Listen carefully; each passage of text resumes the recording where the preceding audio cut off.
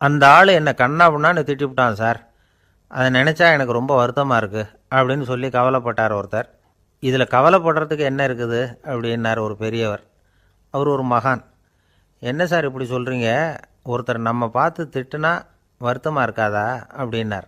அது எப்படி வருத்தமாக இருக்கும், திட்டுறதுங்கிறது என்ன, அது வெறும் சத்தம் தானே அப்படின்னார் அந்த பெரியவர். நம்ம ஆளுக்கு தலையை பிச்சுக்கலாம் போல் இருந்தது. இருக்காத அப்படின்னா நமக்கே அப்படி தானே தோணுது. அந்த பெரியவர் சொல்கிறது ரொம்ப பெரிய விஷயம். அதை நாம் புரிஞ்சிக்க முயற்சி பண்ணலாம்னா நடைமுறை வாழ்க்கைக்கு அது ஒத்து வர்றது மாதிரி தெரிய மாட்டேங்குது. இருந்தாலும் அந்த பெரியவர் அதுக்கு என்ன தான் விளக்கம் கொடுக்குறாருன்னு பார்ப்போமே. ஒரு ரயில் போயிட்டுருக்கு, அதில் ஒரு சாது போயிட்டுருக்கார். அந்த ரயில் அவர் ஹரித்வாரம் போயிட்டுருக்கார். அவர் ரயிலில் ஏகப்பட்ட கூட்டம். நம்ம ஊர் ரயில் கேட்க வேணும், டிக்கெட் வாங்கிட்டு கொஞ்சம் பேர், வாங்காத கொஞ்சம் பேர். அது என்னத்துக்கு அனாவசியமாக டிக்கெட் அப்படிங்கிற நினப்பில் பாதி பேர். இந்த கூட்டத்துக்கு மத்தியில் அந்த சாதுவும் போயிட்டுருக்கிறார். உட்கார்றதுக்காக இருந்த இடத்துல ஒரு ஆள் படுத்துருக்கிறான். கொஞ்சம் முரட்டு ஆசாமி. அவன் கால் பக்கத்தில் கொஞ்சோண்டு இடம் பாக்கி இருந்தது. அந்த இடத்துல இந்த சாது உட்காந்துருந்தார். மெதுவாக உட்காந்துக்கிட்டார் போய். ஆனால் அந்த ஆள் ராத்திரி பூரா இவரை காலால் உதச்சிக்கிட்டே இருக்கிறான். அது இவருக்கு ரொம்ப அவமானமாக பட்டுது. அதனால் துக்கம் ஏற்பட்டுது. இருந்தாலும் அதை ஒரு மாதிரியாக சகிச்சுக்கிட்டே இவர் வந்து சேர்ந்தார். பொழுது விடிஞ்சுது. அந்த சாது ஹரித்வார் வந்து சேர்ந்தார். அங்கே ஒரு பெரிய ஞானியை சந்தித்தார். ராத்திரி ரயிலில் அந்த ஆள் உதைச்சதையும் அதனால் தனக்கு ஏற்பட்ட துக்கத்தையும் இந்த சாது அந்த ஞானிகிட்ட சொன்னார். சொல்லிவிட்டு, ஏன் சுவாமி, எனக்கு துக்கம் ஏற்பட்டதே அது தப்பா அப்படின்னு கேட்டார். தவறு தான்னார் அந்த ஞானி. உனக்கு இன்னமும் தேக அபிமானம் போகலைங்கிறது தான் அது காட்டுது. அஷ்டாவக்கரர் என்ன சொல்கிறார் தெரியுமா? உண்மையான ஞானி யாராவது தன்னை வந்தனை செய்தால் அதற்காக சந்தோஷப்பட மாட்டார், யாராவது நிந்தனை செய்தால் அதற்காக வருத்தப்பட மாட்டார் அப்படின்னு சொல்கிறார். நிந்தனைங்கிறது ஒரு ஒலி தான். தேகாபிமானம் இருக்கிற வரைக்கும் இந்த ஒலி நம்மளை வேதனைப்படுத்தும். நான் தேகம் இல்லை, ஆத்மா அப்படிங்கிற நினைவு இருந்தால் இந்த ஒலி நம்மளை பாதிக்காது. மனு என்ன சொல்கிறார் தெரியுமா? ஒரு சாதகன் பாராட்டுதலை விஷம்னு நினச்சி பயப்படணும், அவமானத்தை அமிர்தம்னு நினச்சி சந்தோஷப்படணுங்கிறார். அவமானப்பட்டால் கவலைப்படாமல் எப்படி இருக்க முடியும் அப்படின்னு தான் நமக்கு தோணும். அதனால தான் நம்மளில் யாரும் இதுக்கு உதாரணமாக யாரையும் காட்ட முடியல. புத்தரையும் கபீரையும் உதாரணமாக காட்டுறாங்க. அவங்களுக்கெல்லாம் அவமானம் ஏற்பட்டப்போ கவலையே படலையாம். புத்தரை அவமானப்படுத்தணுங்கிறதுக்காக கௌசாம்பி ராணி ஒரு இளம் பெண்ணை கொலை பண்ணி சடலத்தை புத்தர் குடிசைக்கு முன்னாடி போட சொன்னார். போட்டாங்க. புத்தர் தான் அந்த பொண்ணை கெடுத்து கொலை பண்ணிவிட்டாருன்னு எல்லாரும் நினச்சாங்க. ஆனால் புத்தர் இதை பற்றி கவலையே படலை. அப்புறமா உண்மை தெரிஞ்சதும் புத்தர் புகழ் இன்னும் அதிகமாயிட்டுது. ஒரு பெரிய சபையில் ஒரு மோசமான பொண்ணு நுழைஞ்சி தனக்கும் கபீருக்கும் சம்பந்தம் உண்டுன்னு சொன்னான். கபீர் கவலைப்படலை. அவங்க மாதிரியெல்லாம் நாமளும் இருக்க கற்றுக்கணும். நிந்தனை, அபகீர்த்தி, அவமானம் எல்லாம் ஆண்டவன் கொடுக்குற பிரசாதம்னு நினைக்கணும் அப்படின்னு சொல்கிறார் அந்த ஞானி. இதை கேட்ட இந்த காலத்து ஆசாமி ஒருத்தர், நான் கூட அப்படி தான் சார், யாராவது அவமானப்படுத்தினா கவலைப்பட மாட்டேன். நேற்று கூட ஒருத்தர் என்ன பலார்னு அரைஞ்சுட்டார், நான் கொஞ்சம் கூட கவலைப்படலை, பேசாமல் வந்துட்டேன்னார். ஏன் அப்படி வந்துட்டீங்க அப்படின்னு. அவர் அரைஞ்சதுலேயும் ஒரு அர்த்தம் இருந்தது, அதனால தான் அப்படி வந்துட்டேன்னார். ஏன் அரைஞ்சாருன்னு கேட்டேன். 10 வருஷத்துக்கு முன்னாடி 15 ரூபா அவர்கிட்ட கடன் வாங்கினேன், அதை கேட்டு கேட்டு பார்த்துட்டு கடைசியாக தான் அரைஞ்சார் அப்படின்னார். ஆண்டவனுடைய பிரசாதம் இவருக்கு அடிக்கடி கிடைக்கும் போல இருக்கு. பந்திக்கு முந்தர ஆசாமிகள் நம்மளில் பல பேர் உண்டு. அப்படி முந்தறதுக்கு கூட முயற்சி பண்ணுறவங்க நிறைய பேர் இருக்கிறாங்க. இதில் என்ன ஒரு விஷயம்னா, பந்திக்கு முந்தறது கூட தப்பு இல்லை. ஆனால் அப்படி ஒரு விருந்தில் ஆளாக போய் உட்காந்து சாப்பிட்டா கூட வெளியில் வர்றப்ப என்ன பெரிய விருந்து வச்சுட்டான், சாம்பாரில் உப்பு இல்லை, ரசத்தில் காரம் இல்லை அப்படின்னு குறை சொல்லிகிட்டே வர்றது இருக்குது பாருங்கள். அது சரியில்லை, நாகரிகமும் இல்லை. கல்யாண பத்திரிகையில் என்ன போட்டிருக்குது, என் பொண்ணுக்கும் இன்னார் பையனுக்கும் கல்யாணம், எல்லாரும் குடும்பத்தோடு வந்திருந்து மணமக்களை ஆசீர்வதிக்கணும், இப்படி தானே போட்டிருக்கோம். குடும்பத்தோடு விருந்து சாப்பிட்டு சாப்பாடு எப்படி இருக்குன்னு அபிப்பிராயம் சொல்லிவிட்டு போங்க அப்படின்னா போட்டிருக்கு கல்யாண பத்திரிகையில். ஒருத்தர் வீட்டு விசேஷத்துக்கு போயிருக்கோம்னா எவ்வளவோ அசௌகரியங்கள் நமக்கு ஏற்படலாம். ஏராளமான கூட்டம் வந்திருக்கும். எல்லாரையும் அவங்க தனித்தனியாக கவனிச்சிக்கிட்டு இருக்க முடியாது. நாம் தான் அனுசரித்து நடந்துக்கணும். நாமளாக போய் வாழ்த்த வேண்டியவங்களை வாழ்த்தி விட்டு சேரணும். அதை விட்டுட்டு பத்திரிக்கை கொடுத்தானேன்னு போனேன், கவனிப்பே சரியில்லை அப்படின்னு புலம்பிக்கிட்டு இருக்கக்கூடாது. ஒரு விருந்துக்கு போனால் அங்கே எப்படி நடந்துக்கணும் அப்படிங்கிறத பற்றி கூட அனுபவசாலிகள் சில விவரங்கள்லாம் சொல்லியிருக்கிறாங்க. இந்த காலத்தில் கல்யாணம், பிறந்த நாள், அது இதுன்னு நிறைய விருந்துகள் நடக்குது. அதெல்லாம் எதுக்காக? மனித உறவுகளை வளர்த்துக்கிறதுக்காக தான், வேறு எதுக்கு? ஒரு விருந்துக்கு போனால் அமைதியாக பொறுமையாக போய் உட்காரணும். அடித்து பிடிச்சிக்கிட்டு இடத்த பிடிக்க போகிறேன் அப்படின்னு நிற்கக்கூடாது. முதல் பந்தி நடந்துக்கிட்டு இருந்தால் அது முடிஞ்சு இலை எடுத்து சுத்தம் பண்ணதுக்கு அப்புறம் போய் உட்கார்றது தான் நாகரீகம். இலை எடுக்கிறதுக்கு முன்னாடி அங்கே போய் உட்காந்தா நல்லா இருக்காது. நீங்கள் சாப்பிட்டுட்டு உட்காந்துருக்கீங்களா, சாப்பிட்றதுக்கு உட்காந்துருக்கீங்களா, பார்க்குறவங்களுக்கு சந்தேகம் வந்துடும். அதே மாதிரி இலையில் எல்லா ஐட்டமும் பரிமாறினதுக்கு அப்புறம் சாப்பிட ஆரம்பிக்கணும். ஒவ்வொரு ஐட்டமாக வைக்க வைக்க நாம் பாட்டுக்கு எடுத்து உள்ளே தள்ளிகிட்டே இருந்தோம்னா எதை வச்சோம் எதை வைக்கலன்னு பரிமாறினவரே குழம்பி போயிடுவார். ஏன்னா எப்போ பார்த்தாலும் இலை காலியாகவே இருக்கும். சாப்பிட்றப்போ உங்கள் சாப்பாட்டையே நீங்கள் கவனிக்கணும். அடுத்தவங்க இலையில் என்ன இருக்குது, பக்கத்தில் இருக்கிறவர் எதை அதிகமாக சாப்பிட்றார், இதெல்லாம் நமக்கு என்னத்துக்கு?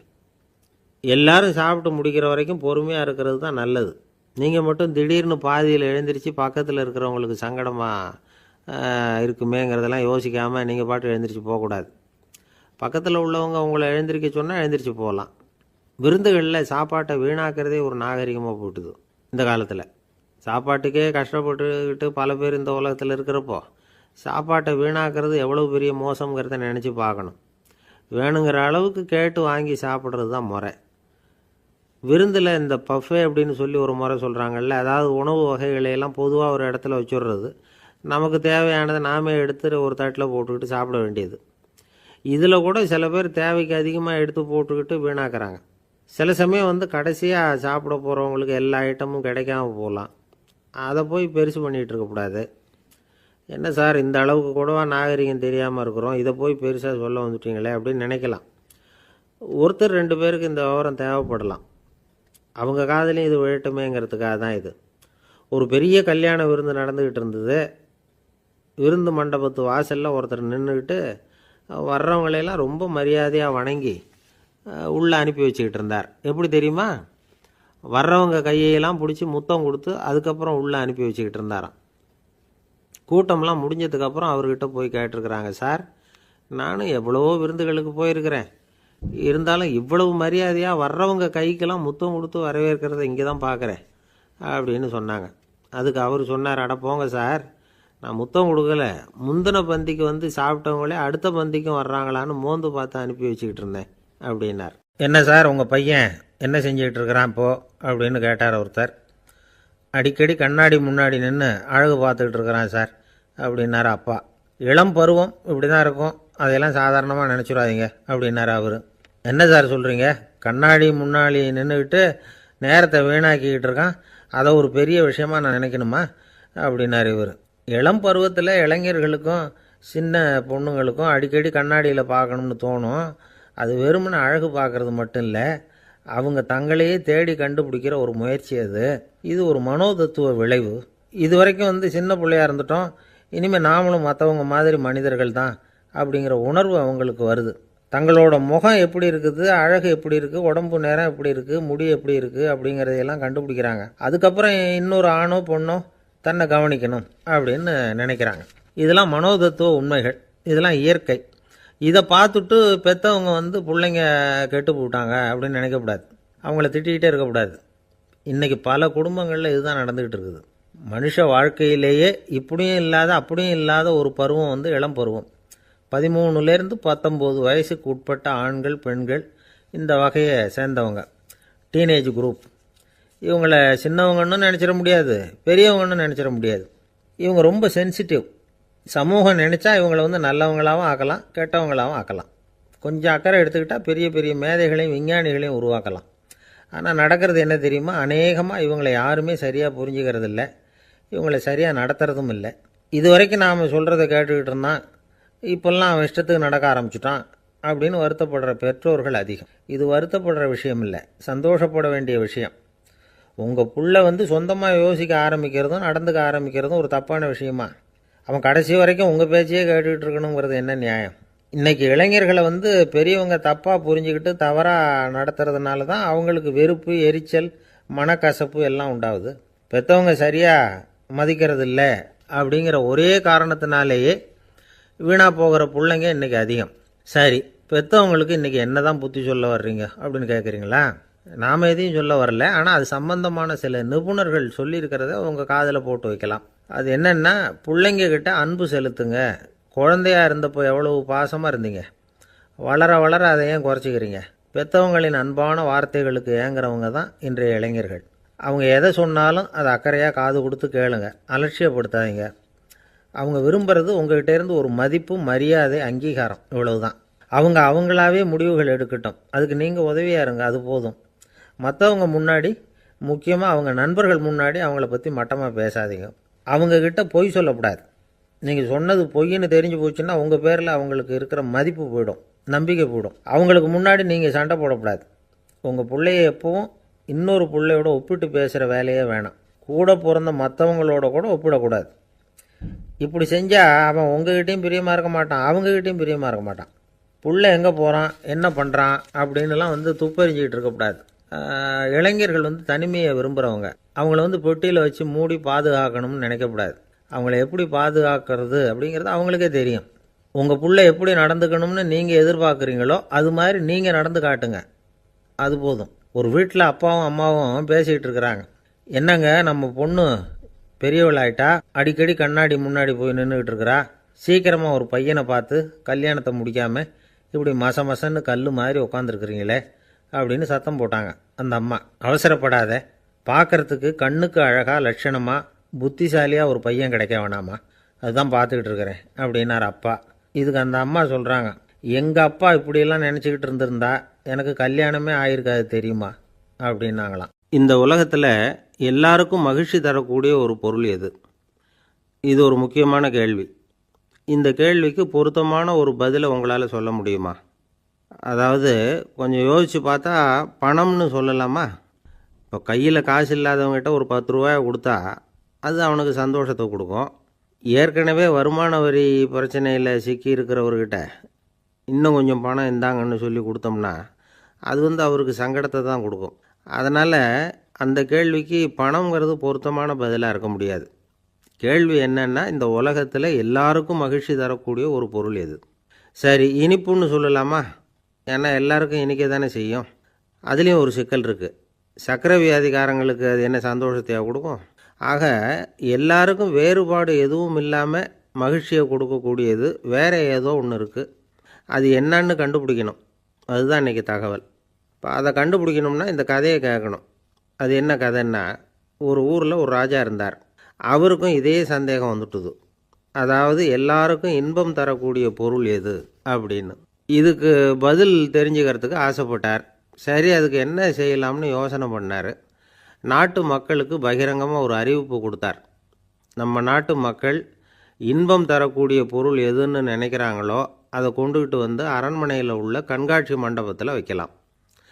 அப்படி அவங்க வைக்கிற பொருள்களில் எது எல்லாருக்கும் இன்பம் தரக்கூடியதாக இருக்குமோ அதை வச்சவருக்கு 1000 பொற்காசுகள் பரிசு அப்படின்னு அறிவிப்பு கொடுத்துட்டார். ஜனங்கள் இந்த அறிவிப்பை கேட்டாங்க. அதுக்கப்புறம் சும்மா இருப்பாங்களா? 1000 பொற்காசுன்னா சும்மாவா?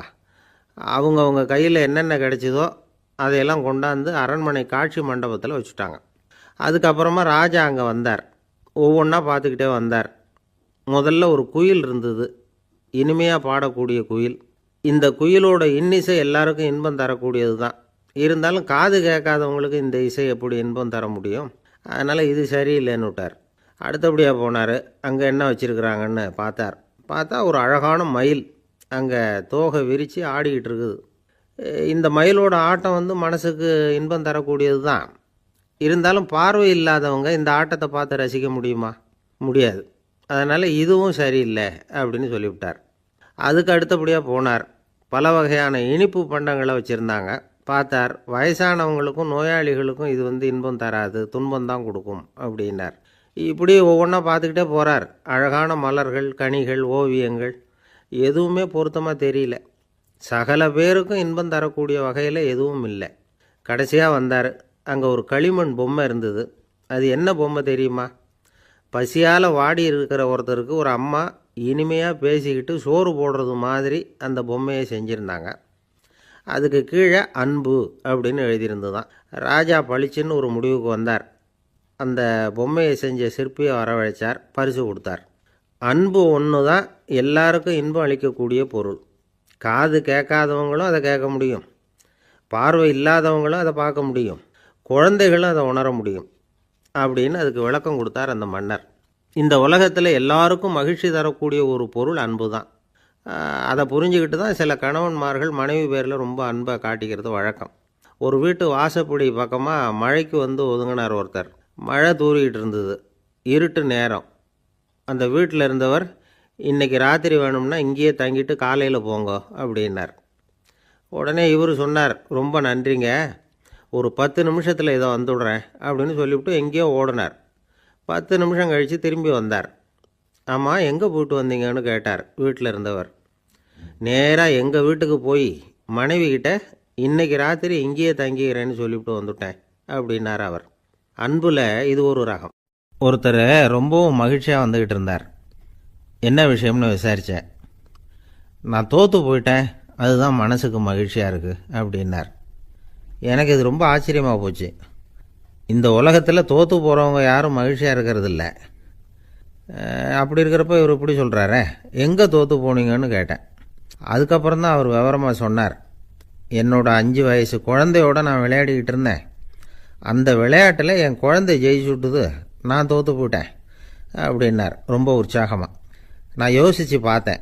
அதாவது நாம் சின்ன குழந்தையாக இருக்கிறப்போ எந்த விளையாட்டில் கலந்துக்கிட்டாலும் அதில் நாம் தான் ஜெயிக்கணும்னு ஒரு வெறி நமக்குள்ளே இருக்கும். நம்மளை எதிர்த்து விளையாடுறவர் நல்லவரா கெட்டவரா, பெரியவரா சின்னவரா அப்படிங்கிறதெல்லாம் முக்கியம் கிடையாது.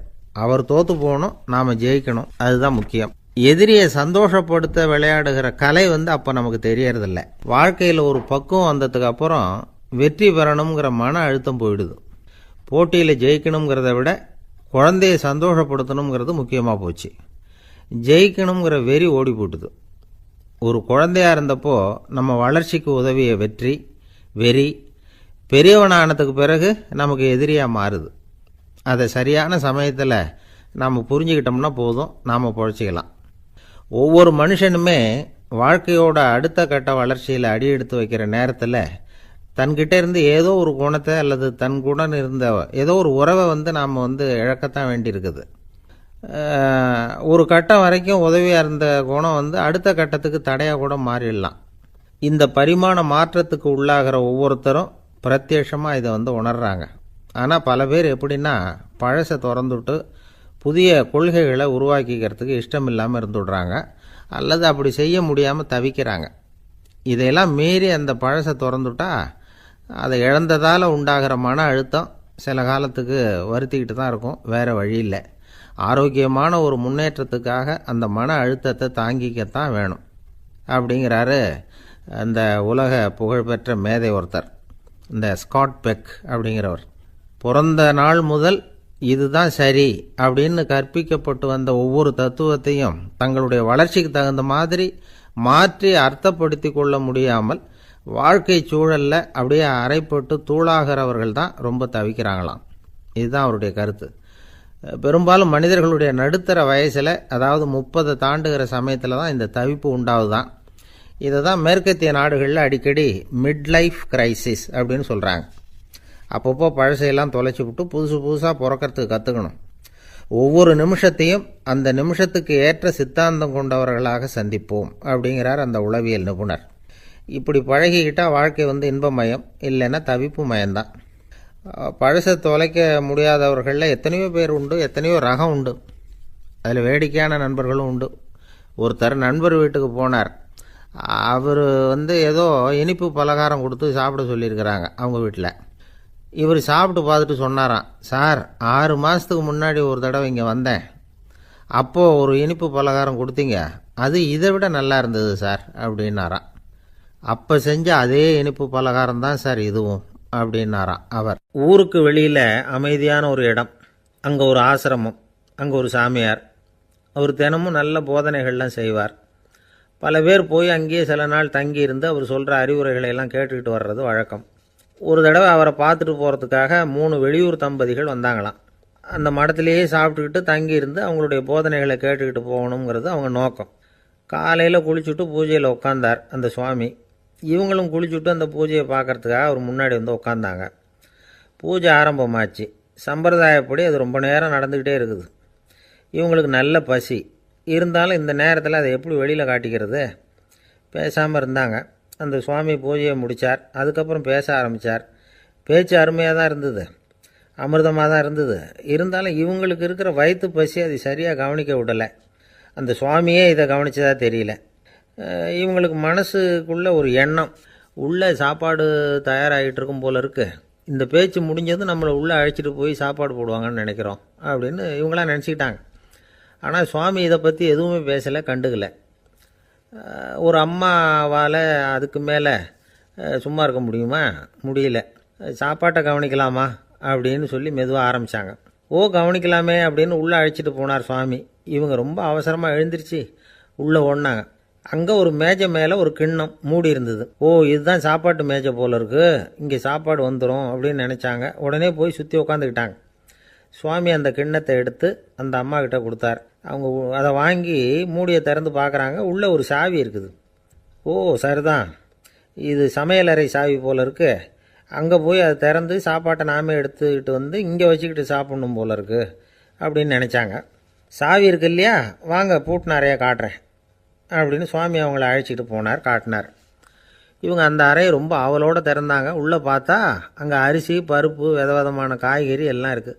சமையலுக்கு வேண்டிய மிளகாய், எண்ணெய், பால், தயிர், நெய் இப்படி எல்லாமே இருக்குது. அடுப்பு, விறகு, நெருப்பு போட்டி அது கூட அங்கே இருக்குது. சாப்பாடு தயாராக இருக்கும்னு நினச்சிக்கிட்டு போனால் இப்படி இருக்குதே அப்படின்னு சொல்லி அதை பார்த்ததும் ரொம்ப சோர்ந்து போட்டாங்க அவங்க. சுவாமி, என்ன இது சாப்பாடு இல்லையா அப்படின்னாங்க.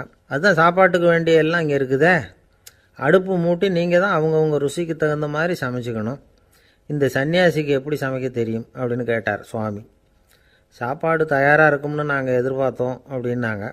நீங்கள் இப்படி சொல்லுவீங்கன்னு நானும் எதிர்பார்த்தேன். இது வரைக்கும் நான் எவ்வளவோ தத்துவம்லாம் எடுத்து சொன்னேன். எல்லாத்தையும் விட இதுதான் அனுபவபூர்வமான தத்துவம். ஆண்டவன் நமக்கு நல்ல மனசை கொடுத்துருக்குறான், நல்ல வாய்ப்புகளையும் தந்திருக்கிறான், அதையெல்லாம் பயன்படுத்திக்கக்கூடிய மூளையையும் சிந்தனையையும் கொடுத்துருக்குறான். அதனால் அடுப்பை தான் நீங்கள் மூட்டணும், அடுப்பை நீங்கள் தான் மூட்டணும், உங்களுக்கு உகந்ததை நீங்கள் தான் சமைச்சு ருசித்து அனுபவிக்கணும். ஆண்டவனே அதை செஞ்சிகிட்டு இருக்க மாட்டான் அப்படின்னாராம் அந்த சுவாமி. நம்முடைய வாழ்க்கையில் பல நல்ல பலன்களை பெறுறதுக்கு நாம் தான் முயற்சி பண்ணணும். அதுக்குரிய சூழ்நிலையை தான் ஆண்டவன் கொடுப்பானே தவிர அதை விளக்கிறதுக்காக தான் அந்த சுவாமி அப்படி செஞ்சு காட்டியிருக்கிறார். இது ஒரு பெரியவர் இப்படி ஒரு விளக்கம் கொடுத்தார். அதுக்கப்புறம் அந்த 3 தம்பதிகளும் தெளிவடைஞ்சுட்டாங்களாம். நாம் தெளிவடைகிறது எப்போங்கிறது தான் தெரியல அப்படின்னு பல பேர் இதை கேட்டுட்டு சொல்லிகிட்டு இருக்கிறாங்க. இந்த கதையை நம்முடைய நண்பர் ஒருத்தர்கிட்ட சொன்னேன். அந்த நண்பர் ரொம்ப சந்தோஷப்பட்டார். நீங்கள் சொல்கிறது கரெக்டு சார், ஆனால் நான் அதை விட ஒரு படி மேலே சார். எனக்கெல்லாம் அரிசி, பருப்பு இருக்கிற ரூம் எதுன்னு கையை காட்டிட்டா போதும், உடனே கிண்ணத்துலேருந்து சாவியை எடுத்து கொடுக்கணுங்கிற அவசியம்லாம் இல்லை எனக்கு. அப்புறம் எப்படி ரூமை திறந்துருவீங்க அப்படின்னு கேட்டேன். பூட்டை உடச்சி திறந்துருவேன், அதுதான் எனக்கு பழக்கம் அப்படிங்கிறார். ஒருத்தர் அவசரமாக போய்கிட்டு இருந்தார். எங்கே போய்கிட்டு இருக்கீங்க அப்படின்னு கேட்டார் ஒரு பெரியவர். கடைக்கு போகிறேன் சார், சாமான் வாங்கிறதுக்கு அப்படின்னார். அங்கே போகிறதுக்கு முன்னாடி தெரிஞ்சிக்க வேண்டியதெல்லாம் தெரிஞ்சுக்கிட்டீங்களா அப்படின்னு கேட்டார் பெரியவர். கடைக்கு போய் காசை கொடுத்து ஒரு பொருளை வாங்கிட்டு வரப்போகிறோம், இதில் தெரிஞ்சிக்க வேண்டியது என்ன இருக்குது அப்படின்னார் அலட்சியமாக. இப்போ அந்த பெரியவர் பேச ஆரம்பித்தார். இந்த உலகத்தில் எந்த ஒரு செயலில் இறங்குறப்பவும் நாம் நல்லா ஆலோசனை பண்ண வேண்டிய விஷயம் 5 அப்படின்னார். உதாரணமாக, ஒருத்தன் கடைக்கு போய் ஏதோ ஒரு பொருளை வாங்கிட்டு வர போகிறான்னு வச்சுக்கங்களேன். அப்போ கூட அவன் 5 விஷயங்களை பற்றி தெரிஞ்சுக்க வேண்டியிருக்குது அப்படிங்கிறார் அவர். முதல்ல அந்த பொருள் எப்படிப்பட்டது அப்படிங்கிறத தெரிஞ்சுக்கணும். ரெண்டாவதாக தன்னை பற்றியும் தெரிஞ்சுக்கணும். அப்போ தான் அந்த பொருள் தனக்கு தேவையா இல்லையா அப்படிங்கிறத புரிஞ்சுக்க முடியும். மூணாவதாக தெரிஞ்சுக்க வேண்டியது ஒன்று இருக்குது. அது என்னென்னா, அந்த பொருளை அடையறதுக்கு வழி என்ன அப்படிங்கிறத தெரிஞ்சுக்கணும். அதாவது எவ்வளவு பணம் கொடுத்தா அது கிடைக்கும், இது மாதிரியான விஷயங்கள். நாலாவதாக அந்த பொருளை அடையிறது மூலமாக நாம் அடையக்கூடிய பயன் என்ன அப்படிங்கிறதையும் உணரணும். அஞ்சாவது, அந்த பொருளை அடையிறதுல இருக்கக்கூடிய தடை எது அப்படிங்கிறதையும் நாம் தெரிஞ்சுக்கணும். பெரியவர் பேசுகிறது ஏதோ தத்துவம் மாதிரி தெரியுது இல்லையா? தத்துவம்தான். அதாவது இப்படி உலகியல் வாழ்க்கையில் சின்ன சின்ன விஷயங்கள்லேயே நாம் 5 விஷயங்களை தெரிஞ்சுக்க வேண்டியிருக்குது. அது ரொம்ப அவசியமாக இருக்குது. பேரின்ப நிலைன்னு சொல்கிறாங்கள்ல, அது மாதிரி பெரிய சமாச்சாரங்கள்லேயும் இந்த 5 விஷயங்களை நாம் தெரிஞ்சுக்க வேண்டியிருக்குது. அதுக்கு பேர் என்னன்னா அர்த்த பஞ்சகம். வைணவ சமயத்தில் அர்த்த பஞ்சகம்ங்கிறது ரொம்ப பெரிய விஷயம். கடைக்கு போகிறது மாதிரி கடவுளை பார்க்க போகிறப்பவும் நாம் 5 விஷயங்களை தெரிஞ்சுக்கணுமா. முதல்ல பரம்பொருள் அப்படிங்கிறது என்ன, அதோட தன்மைகள் என்ன, இதை தெரிஞ்சுக்கணும். இதுக்கு பேர் என்னன்னா பரமாத்ம ஸ்வரூபம் அப்படின்னு பேர். ரெண்டாவது நாம் யார், நம்மோட தன்மை என்ன அப்படிங்கிறத தெரிஞ்சுக்கணும். நான் யாருன்னு எனக்கே தெரியலங்கிறப்போ இதை நான் சொல்கிறேன்னு இது என்னுடையதுன்னு சொல்கிறது தப்பு தானே. அப்புறம் மூணாவது விஷயம், பரம்பொருளை நாம் அடையிறதுக்கு வழி எது, இதை தெரிஞ்சுக்கணும். இது உபாய ஸ்வரூபம் அப்படின்னு பேர். நாலாவது விஷயம், நாம் அடைய வேண்டிய பயன்கள் என்ன அப்படிங்கிறத தெரிஞ்சுக்கிறது. இதுக்கு புருஷார்த்தம் அப்படின்னு பேர். அஞ்சாவது, அந்த பயனை அடைய விடாமல் தடுக்கிற தடைகள் யாவை அப்படிங்கிறத தெரிஞ்சுக்கிறது. இது விரோதி ஸ்வரூபம். இதைத்தான் தடையியல் அப்படின்னு சொல்கிறாங்க. அதாவது பரமாத்மாவை பற்றிய அறிவு, ஜீவாத்மாவை பற்றிய அறிவு, உபாயம் பற்றிய அறிவு, புருஷார்த்தம் பற்றிய அறிவு, இந்த 4 அறிவுக்கும் எதிரடையாக, அதாவது அதையெல்லாம் தப்பாக புரிஞ்சுக்கிறதால உண்டாகக்கூடிய அறிவு விரோதி ஸ்வரூபம். என்ன இது தகவலில் ஏதாவது கதை சொல்லுவீங்கன்னு பார்த்தா ஏதோ தத்துவம் பேசிக்கிட்டு இருக்கிறீங்களே அப்படின்னு நினைக்கலாம். இதுவும் தெரிஞ்சிக்க வேண்டிய ஒரு பெரிய விஷயந்தான். காதில் போட்டு வச்சா எப்போவாவது உபயோகப்படும். என்னுடைய நண்பர் ஒருத்தர் ஒரு நாள் என்கிட்ட சொன்னார், சார் அடுத்த மாதம் தஞ்சாவூரில் ஒரு கல்யாணம், போகிறதா வேண்டாமா அப்படின்னு ஒரே குழப்பமாக இருக்குது அப்படின்னார். நான் உடனே இந்த அர்த்த பஞ்சக உபதேசம் பண்ண ஆரம்பித்தேன். அவர் எல்லாத்தையும் பொறுமையாக கேட்டுவிட்டு, சரி சார் நான் போகிறதுன்னு முடிவு பண்ணிவிட்டேன்னார். எப்படி இந்த முடிவுக்கு வந்தீங்க அப்படின்னு கேட்டேன். அவர் சொன்னார், சார் அந்த 2வது பாயிண்ட் ஒன்று சொன்னீங்களே, அதை புரிஞ்சுக்கிட்டதுக்கு அப்புறம்தான் இந்த முடிவுக்கு வந்தேன் அப்படின்னார். என்ன 2வது பாயிண்ட்டுன்னு? அதாவது தன்னை பற்றி புரிஞ்சுக்கணும் அப்படின்னு சொன்னீங்க. உடனே என்னை பற்றி புரிஞ்சுக்கிட்டேன், நான் யாருங்கிறது எனக்கு தெரிஞ்சுது, உடனே போகிறது தான் நல்லதுன்னு முடிவு பண்ணிவிட்டேன்னார். நீங்கள் யாருன்னு கேட்டேன்.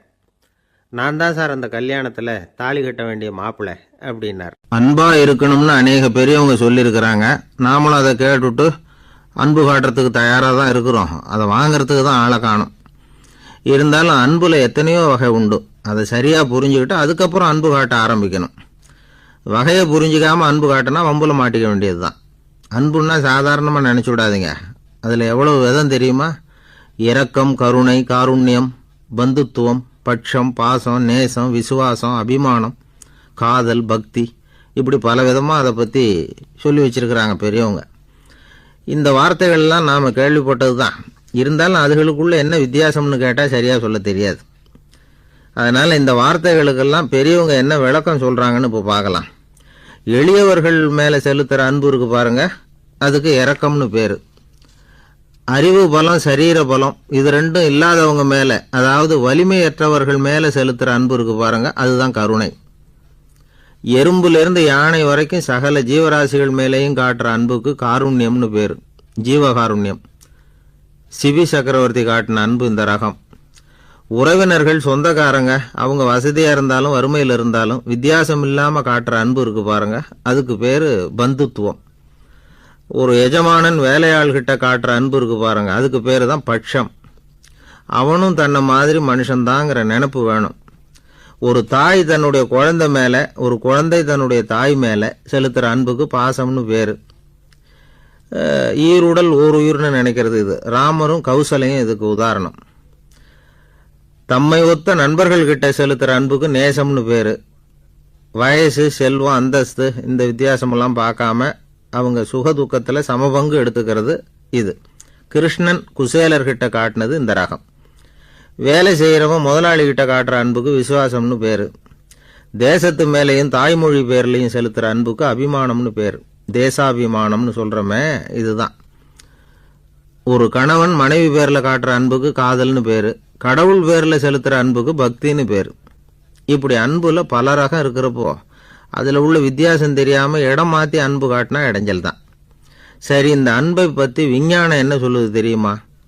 இதயத்தை பாதுகாக்கிறதுக்கு முக்கியமாக தேவைப்படுற ஒன்று இந்த அன்பு தான்னு சொல்லுது. நெதர்லாந்து விஞ்ஞானிகள் இதை ஆராய்ச்சி பண்ணியே கண்டுபிடிச்சிருக்கிறாங்க. கொஞ்சம் முயல் குட்டிகளை 2 பிரிவாக பிரித்தாங்க. 2 குரூப்புக்கும் கொழுப்பு அதிகமாக உள்ள ஆகாரத்தையே கொடுத்துக்கிட்டு வந்தாங்க. ஆனால் ஒரு குரூப்புக்கு வெறுமன ஆகாரத்தை கொடுத்ததோடு சரி, இன்னொரு குரூப்பு முயல்களுக்கு ஆகாரம் கொடுத்ததோடு நிறுத்திக்கல. அதுக்கு முன்னாடி கூண்டுகளை திறந்து விட்டு முயல்களை கொஞ்ச நேரம் எடுத்து கொஞ்சி விட்டு அதுக்கப்புறமா ஆகாரம் கொடுத்தாராம் ஆராய்ச்சியாளர். இந்த குரூப்புக்கு இதய பாதிப்பு 60% குறைச்சலாக இருந்துதான்.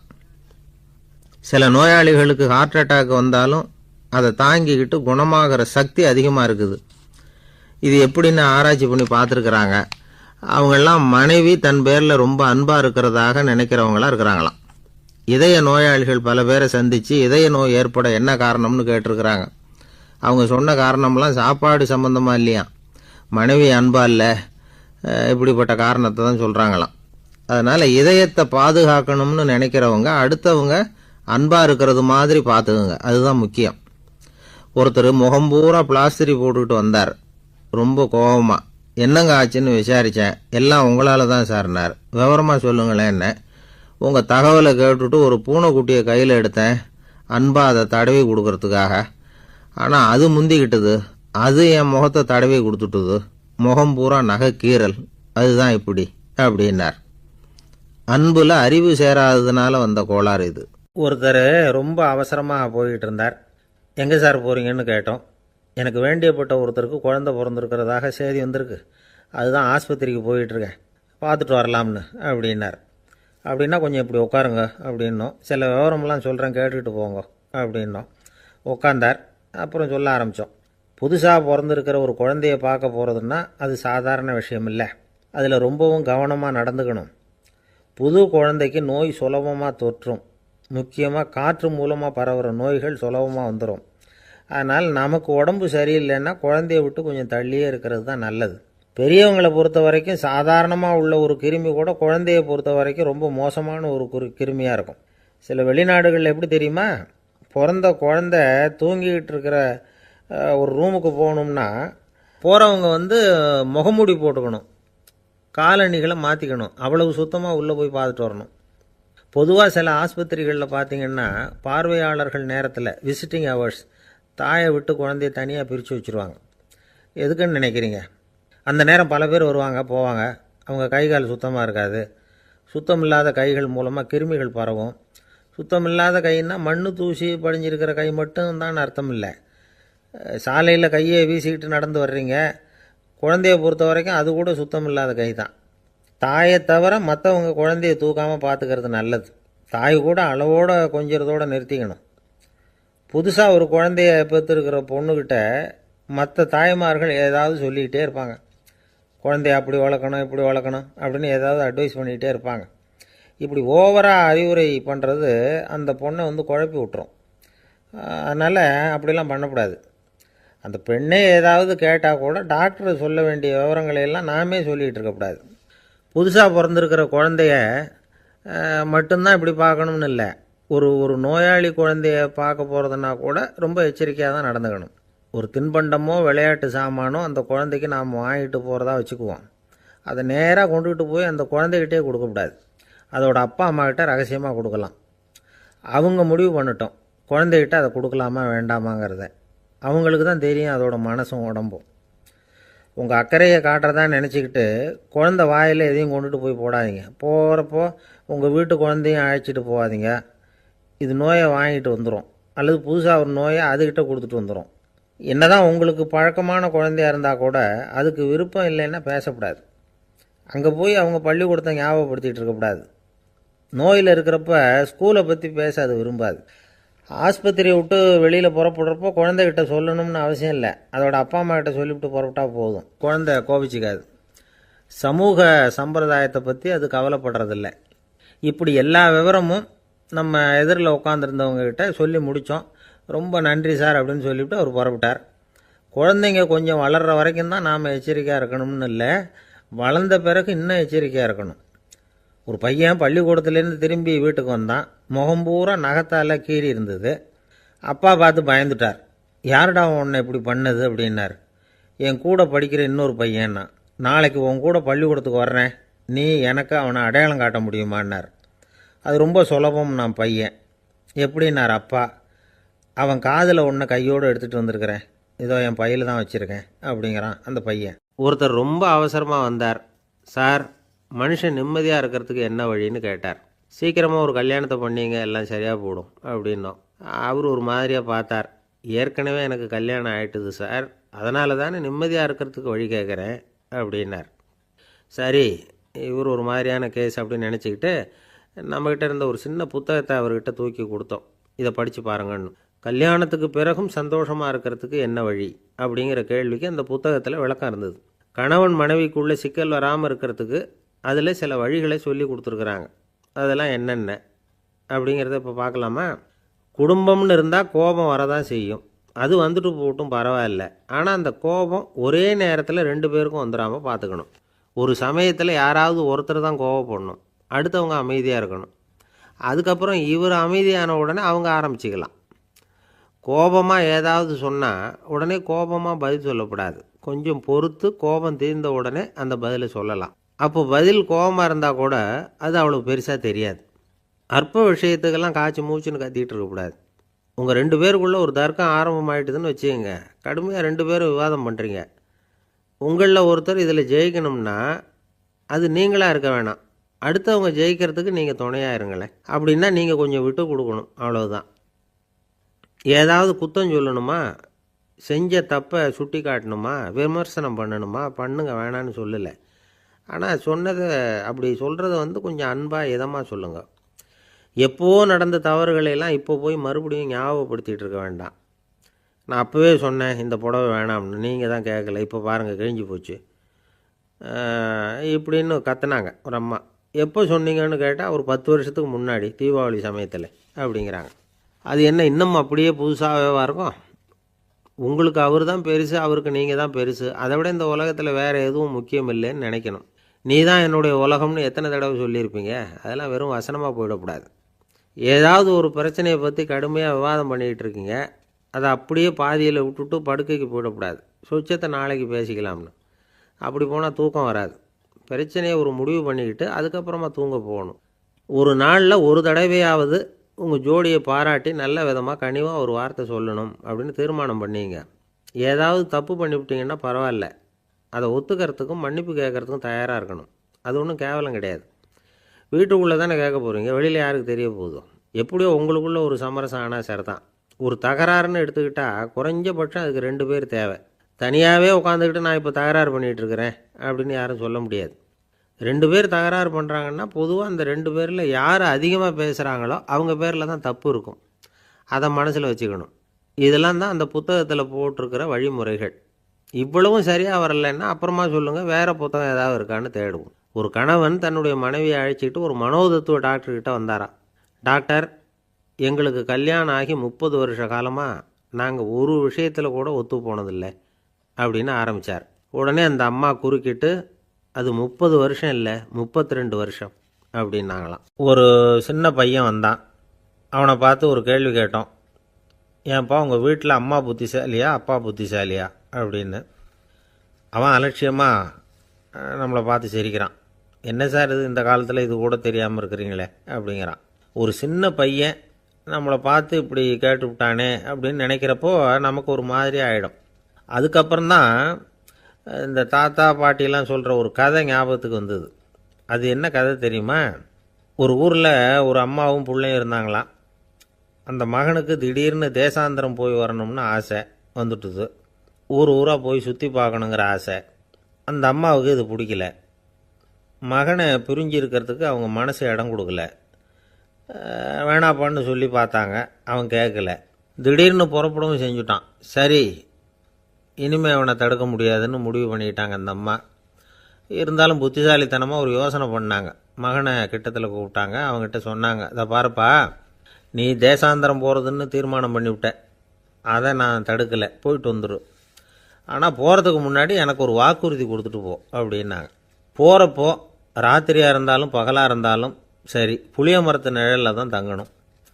திரும்பி வர்றப்போ இரவும் பகலும் நீ வேப்ப மரத்து நிழல்லே தங்கணும் அப்படின்னாங்க. சரி, அப்படியே செய்கிறேன்னு சொல்லி வாக்குறுதி கொடுத்தான் பையன். புறப்பட்டு போனான். போகிற வழியில் புளிய மரத்து நிழல்லையே தங்கினான், தூங்கினான். அப்படி போய்கிட்டே இருந்தான். 7வது நாள் அவன் உடம்பு சுகமில்லாமல் போயிட்டுது. ரொம்பவும் பலவீனமாயிட்டான். இனிமேல் நடக்க முடியாதுங்கிற நிலைமை வந்துட்டுது. யோசித்து பார்த்தான். சரி, இதுக்கு மேலே போக வேண்டாம் அப்படின்னு முடிவு பண்ணிவிட்டு திரும்பி வர ஆரம்பிச்சிட்டான். திரும்பி வர்றப்போ வழியில் வேப்ப மரத்து நிழலையே தங்கி வந்தான். நாளுக்கு நாள் உடம்பு சரியாக வந்துட்டுது. 7வது நாள் வீட்டுக்கு சேர்றான். உடம்பு பழையபடியே கலகலப்பாயிட்டுது. பூரண சுகம். தேசாந்திரம் போன பையன் திரும்பி வந்துட்டானே அப்படின்னு அந்த அம்மா ஆச்சரியப்படலை. ஏன்னா அவங்களுக்கு தெரியும் இப்படி ஆகும்னு. பையன் சீக்கிரமாக திரும்பி வரணுங்கிறதுக்காக தான் அவங்க அந்த யோசனையை சொன்னாங்க. என்ன விஷயங்கிறதையும் அவங்களே சொன்னாங்க. மகனே, புளிய மரத்து நிழல் உடம்புக்கு உஷ்ணத்தை கொடுக்கும், சீக்க உண்டாக்கும். அதனால் நீ தொடர்ந்து புளிய மரத்து நிழலில் தங்கினாவே நோய்க்கு ஆளாயிட்ட. அதனால் நல்ல பயணத்தை முடிச்சுக்கிட்டு திரும்பி வரணுங்கிற முடிவுக்கு வந்துட்ட. திரும்பி வர்றப்போ நீ தங்கினது வேப்ப மரத்து நிழல். அது உடம்புக்கு குளிர்ச்சியை தரக்கூடியது, நோயை தீர்க்கக்கூடியது. அதனால் சுகமாக வீட்டுக்கு சேர்ந்துட்ட. உன்னோட தேசாந்திர பயணத்தை தடுக்கிறதுக்காக தான் இப்படி பண்ணினேன் அப்படின்னாங்களாம் அந்த அம்மா. பார்த்தீங்களா அம்மாவோட புத்திசாலித்தனத்தை? அப்பாவாக இருந்தால் இப்படியா பண்ணுவார்? ஒரு அப்பா பையன்கிட்ட 10 ரூபா கொடுத்து இதை எடுத்துக்கிட்டு அடுத்த ஊருக்கு போய் அங்கே இருக்கிற மாமா கிட்ட இதை கொடுத்துட்டு வாடா, வழியில் எங்கேயாவது மரத்தடியில் படுத்து தூங்கி விடாதே அப்படின்னு எச்சரிக்கை பண்ணி அனுப்புனாராம். பையனுக்கு எச்சரிக்கையாக வாழறது எப்படிங்கிறத கற்றுக் கொடுக்கறதுக்காக இப்படி பண்ணார். அவன் பணத்தை வாங்கிட்டு போனான். அப்பா சொன்னதை மறந்துட்டு ஒரு மரத்தடியில் படுத்து தூங்கிட்டான். அவனுக்கு தெரியாமல் அவன் பின்னாடியே போன அப்பா அவன் கையில் இருந்த அந்த 10 ரூபாயை நைஸாக எடுத்துகிட்டு வந்துட்டார். அவன் பையில் தானே வச்சுருந்தான், அது தெரியாமல் எடுத்துகிட்டு வந்துட்டார். அவன் தூங்கிக்கிட்டு இருக்கான். எடுத்துகிட்டு ஒரு மறுபடியும் வீட்டுக்கு வந்துட்டார். பையன் முழிச்சுக்கிட்டு பையை தடவி பார்க்குறான், பணத்தை காணும். அழுதுகிட்டே திரும்பி வந்தான். அப்பா கிட்டே விஷயத்த சொன்னான். அப்பா சிரிச்சுக்கிட்டே சொன்னார், அதுக்கு தான்ப்பா ஆரம்பத்திலேயே எச்சரிக்கை பண்ணினேன், இனிமேலாவது நீ ஜாக்கிரதையாக இருக்கணும் அப்படிங்கிறதுக்காக தான் இப்படி பண்ணினேன். அந்த பணம் எங்கேயும் போயிடலை, நான் தான் அதை உனக்கு தெரியாமல் எடுத்து வச்சிருக்கிறேன். இதோ பாரு அப்படின்னு சொல்லிக்கிட்டு சைடு பாக்கெட்டில் கையை விட்டா அது ஓட்டையாக இருக்குது. அதை எவனோ ஏற்கனவே கத்திரிச்சு எடுத்துகிட்டு போயிட்டான். இப்போ அப்பா முகத்தில் அசடு வழிஞ்சுதான். ஒரு கணவன் மனைவி எப்போ பார்த்தாலும் அவங்க 2 பேருக்கும் இடையில சண்டை வந்துக்கிட்டே இருந்தது. இதில் என்ன ஆச்சரியங்கிறீங்களா? நான் அதுக்காக சொல்ல வரல, இது வேறு விஷயம். அதாவது சண்டை போடாமல் இருக்கிறதுக்கு வழி சொல்கிற தகவல் இது. நான் சொன்ன அந்த கணவன் மனைவி எப்படின்னா, கணவன் ஒரு வார்த்தை சொன்னால் மனைவி கிட்டேருந்து 2 வார்த்தை பதிலாக வரும். இதுக்கு கணவன்கிட்டேருந்து 4 வார்த்தை பதிலாக வரும். இப்படி வார்த்தைகள் பெருகி போய் கடைசியில் வம்புல முடியும். அந்த அம்மா பொறுத்து பார்த்தாங்க. அவங்களால தாக்கு பிடிக்க முடியல. பக்கத்து வீட்லேயும் ஒரு கணவன் மனைவி இருந்தாங்க. அவங்களுக்குள்ளே சண்டை வர்றதில்ல. அது எப்படி அவங்களால மட்டும் சண்டை போடாமல் இருக்க முடியுது அப்படின்னு இந்த அம்மாவுக்கு ஆச்சரியம்.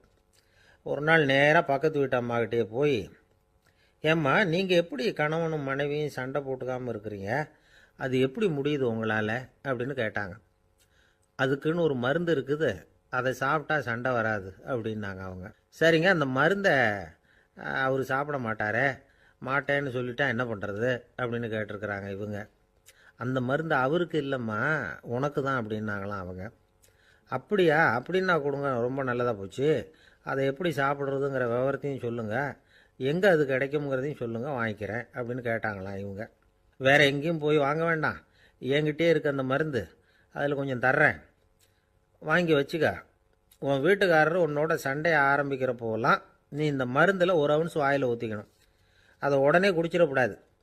ஒரு 5 நிமிஷமாவது அது வாயில் இருக்கணும், அதுக்கப்புறம் குடிச்சிடலாம் அப்படின்னு சொல்லி ஒரு பாட்டில் மருந்தை இந்த அம்மாக்கிட்ட கொடுத்து அனுப்புனாங்களாம்.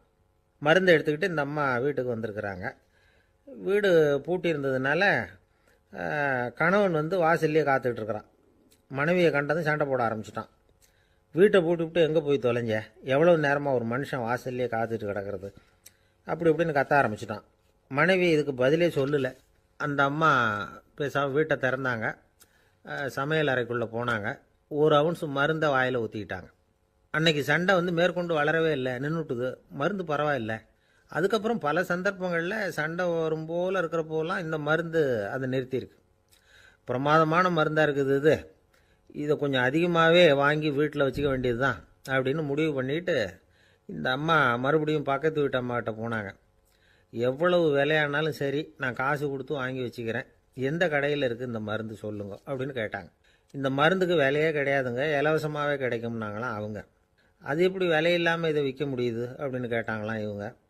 அது மருந்தாக இருந்தால் தானே விலை வைக்கிறதுக்கு, அது வெறும் தண்ணி தானே அப்படின்னாங்களாம்.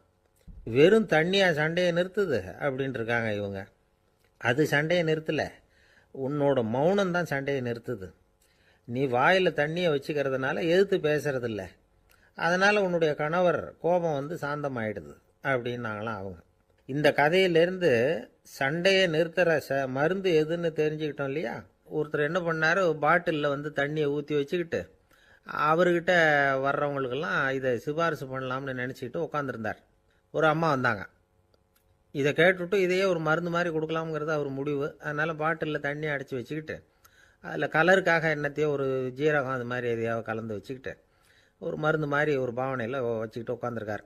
யாராவது வீட்டில் சண்டைன்னா என்கிட்ட வாங்க மருந்து தரேன்னு. ஒரு அம்மா வந்தாங்க. எனக்கும் என் வீட்டுக்காரருக்கும் அடிக்கடி சண்டை வருதுங்க அப்படின்ட்டு இருக்காங்க. கவலைப்படாதம்மா, நான் ஒரு மருந்து தரேன்னு சொல்லி வீட்டுக்குள்ளே போய் ஒரு பாட்டில் எடுத்து வந்து கொடுத்தார். பாட்டிலில் இருக்கிறது என்னங்கிறத சொல்லிவிட்டா அது பேரில் மரியாதை வராது இல்லையா, அதனால் சொல்லலை. அந்த அம்மா வாங்கிட்டு போனாங்க. 4 நாள் கழித்து திரும்பி வந்தாங்க. என்னம்மா வீட்டில் சண்டை நின்று போச்சான்னு கேட்டிருக்காரு இவர். அங்கே நின்று போச்சுங்க, இப்போ உங்ககிட்ட ஆரம்பமாக போகுதுன்னாங்களாம். என்னம்மா அப்படின்ட்டுருக்காரு அவர் பயந்து போய். பின்ன என்னங்க, நீங்கள் என்ன மருந்து கொடுத்துருக்குறீங்க என்னங்க அப்படின்னாங்களாம் கோவமாக. அது வெறும் தண்ணி தானே அப்படின்ட்டுருக்காரு இவர். தண்ணியாக இது நல்லா பாருங்கள் அப்படின்னு அந்த பாட்டில் நீட்டினாங்களாம். இவர் வாங்கி பார்த்துருக்கார். அப்புறம் தான் விஷயம் புரியுது அவருக்கு. இவர் கை தவறுதலாக அவங்க வீட்டில் இருந்த மண்ணெண்ணெய் பாட்டில் எடுத்து அவர்கிட்ட கொடுத்துருக்குறாங்க. அப்புறம் என்ன ஆகும், சண்டை வராமல். ஒரு காலத்தில் பிரஷ்யா அப்படின்னு ஒரு தேசம் இருந்தது. இப்போ ஜெர்மனி இருக்குல்ல, இதோட பெரும்பகுதி ஒரு காலத்தில் பிரஷ்யாங்கிற பேரில் இருந்தது. அப்போ அதுக்கு அரசராக இருந்தவர் மகா ஃப்ரெடரிக், அதாவது ஃப்ரெடரிக் தி கிரேட் அப்படின்னு சொல்லுவாங்க. அந்த ராஜாவுக்கு ஒரு சந்தேகம். நாம் பல வகையான வரிகளை விதித்து வசூல் பண்ணுறோம், அப்படி பண்ணி வருமானம் குறைஞ்சிக்கிட்டே போகுதே, இதுக்கு என்ன காரணமாக இருக்கும்? இதுதான் அவருக்கு ஏற்பட்ட சந்தேகம். ஒரு சமயம் அந்த அரசர் தம்முடைய அமைச்சர்களையும் பிரபுக்களையும் தளபதிகளையும் கூப்பிட்டு ஒரு விருந்து வச்சார். விருந்து முடிஞ்சதும் அவங்கள பார்த்து இந்த சந்தேகத்தை கேட்டார். வரிகள் அதிகமாக விதித்து வருமானம் குறையறதுக்கு என்ன காரணம் அப்படின்னு கேட்டார். பல பேருக்கு இதுக்கு சரியாக பதில் சொல்ல தெரியல. அனுபவசாலியான ஒரு தளபதி எழுந்திருச்சார். அரசே, அது எப்படிங்கிறத இப்போ உங்களுக்கு காட்டுறேன்னார். உடனே ஒரு பெரிய பனிக்கட்டி ஒன்றை தன்னுடைய கையில் எடுத்தார். அதை அப்படியும் எப்படியும் திருப்பி பார்த்தார். அப்புறம் அடுத்தவர்கிட்ட கொடுத்தார். அவரும் அதை அப்படியும் இப்படியும் திருப்பி பார்த்துட்டு அடுத்தபடியாக இருந்தவர்கிட்ட கொடுத்தார். இப்படியே இதை ஒவ்வொருத்தராக பார்த்துட்டு ஒவ்வொரு கையாக மாறி கடைசியில் மன்னர் கைக்கு போய் சேர்ந்தது. மன்னர் கைக்கு அந்த பனிக்கட்டி போய் சேர்ந்தப்போ அது கொஞ்சம் கொஞ்சமாக உருகி ஒரு பட்டாணி கடலை சைஸுக்கு ஆகிட்டுது.